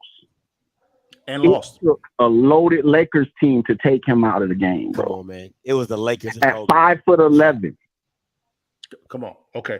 5'11", bro. You know, Bobby. 5'11". I'll give you that 1 year for your argument. Okay, after that 1 year, give me 3 because he got the scoring title 2 years in a row, right? Hold on. So now it's not going to the finals. Now it's scoring titles, right? Well, we're talking about players because they take a team to make it to the finals, right? So I have to qualify because you keep changing the standards. You keep changing the standards in the middle of your argument. Without all-stars on this team. You keep changing the standards in the middle of your argument. So I'm trying to get you to agree on one standard. I said. So first you said the finals. In history, hold on a second. First you said the finals, and I said I'll give you that. Then when we went past the finals, you said, oh, hold on, scoring titles. Then I said, oh, okay, scoring titles. So I'm trying to figure out which one is it. But we're talking about the league when Kobe and AI played in the same era. Let's walk through the facts. Scoring title. That means Kobe didn't. Let's walk through the facts. This is Kobe Bryant versus Allen Iverson. All right. Okay. Yeah. Games played. Kobe 1,436. Allen Iverson 914. Okay. Minutes played per game. Kobe 36.1. Allen Iverson 41.1. Okay. Gotcha. Points scored. Kobe Bryant 33,643. Allen Iverson 24,368. Kobe got that one. Assists. Because remember, Kobe shoots a lot. Which what we say it. That's fair. Okay. Assist. Kobe is 6,306. Allen Iverson, 5,624. So it seems like Kobe passed the ball more than Allen did. Got it. Okay. No problem. Hey, steals. What years in the league? Huh? This is for the entire career. This is for regular season entire career. Yeah. Regular season entire career. This is all regular season entire career. All But right. way more games played, right? He played 400 more games. And who was AI going to pass the ball to that was going to do something? Hey, again. No, you can't. No, okay, listen. You see what I'm saying? You see how you be chasing the standards? The story, bro. You can't say it's individual and then be like, who is he supposed to pass the ball to? Nice argument, gotta let you go. All right, listen. Like, come on, man. Like, you can't be flip flopping, bro. Like, why you gotta pass if it's individual? It's an individual award. I've been trying to tell you, man. Changing. I'm like, which one is it? All right, last points, and we're gonna get up out of here. Last points, we're gonna get up out of here because oh man, LeBron's pissing me off over here. That's your GOAT, though. Yeah, What's the GOAT? Michael pissed you off 6 times. He was losing it early. Anyway. But you know what though? But then all of a sudden he won 6 in a row. I was happy as hell. Not in a row. Not in a row. My bad. My bad. 3 retirement and then 3 again. My bad. I got you. Yeah, think about it. All right, Sean, come on, Sean. You can pop us off. All right, man. Look, enough is enough, okay? Enough is enough. We all continue to measure LeBron James based off of potential, right? Because we all believed had he had that killer instinct that his career would have exceeded Jordan's, and this wouldn't even be a debate. Had he had the killer instinct that Jordan and Kobe Bryant and others possessed, but he didn't. That was the one thing that LeBron did not have, and he was excessively passive. Outside of the fact that he quit, and we saw that we've never seen that happen before in an NBA Finals, a player of his caliber quit. But yeah, he can score the ball because he has to get 20-something points a game. And coming out of high school, I was all over the LeBron stuff. He made me watch the NBA again. Because when Jordan left, I stopped watching. I gave up hope. And I'm not even finna pay attention to this no more. The greatest player left. I gave up hope. But my point is this though, man. And realistically, I do believe that LeBron is the second greatest player to ever play the game. And he's one of the most prototypical dominant players ever to play the game. He's just not greater than Michael Jordan, Michael Jeffrey Jordan. And he will never be because he doesn't possess the gene that it takes to be the greatest ever. And he quit. I would say this here in it off. Of course, Jordan is the GOAT, period. I'm going to be a little controversial. I believe that, in my opinion, Kobe Bryant was better than LeBron James. And I look at the film. We got film to prove that. Go ahead, Rocky. I'm playing. Y'all go. You see what I'm saying? Man, you petty. You petty, man. You petty to everybody that always gets you and JSU fans. JSU fans, I'm behind y'all. Up there together. I'm going to put them 2 up there together. Go ahead. But is he on Mount Rushmore? Yes, he is. Yes, he is. He is. Be honest with you, he's easily top 2 or 3 player of all time. I gotta give respect to LeBron's name on that. That's all you got? That's all I got. All right, go ahead, Rocky. It's on you. Hey, this is what I'll say, man. And I think one of the callers said, if you try to factor in team accomplishments along with the players' individual accomplishments, I think, yes, you have an argument, and I think it's 1A, 1B, in my opinion, with LeBron being the better player. But if you look at individual accomplishments, strip the teams away, strip the teams, the logos, everything away, and you just statistically do a measurement of what each player accomplished, in my opinion, is not even close. It's not even close. You're talking 20 years of greatness when against about 13 years of greatness. Because the last 2 years of Michael Jordan's career was subpar, along with a break in service. And then what you get 13 years there, and what you have is certainly a Hall of Fame A-level player, but nothing that can compare to Michael that can compare. There we go. Okay. And certainly nothing that could compare to one Kareem Abdul-Jabbar. And so for that reason, the GOAT is solidified as LeBron James. There's only one. He was deemed the chosen one in high school, and he's lived up to and exceeded all expectations. Man, Rocky, brother. Now, nobody spoke in the middle of your soliloquy. Why are you speaking in the middle of my soliloquy? My bad. Come on, man. I can't even get my soliloquy off. Let me say this. All right. One, this has been a very funny. Man, listen, it's been very amusing to hear you guys' points as the Jordan pontificators that you guys are. Listen, for me, it's very simple. When I think about somebody who can do it all, play every position, affect the game in so many different ways than just scoring the basketball, rebounding, assists, floor general, everything.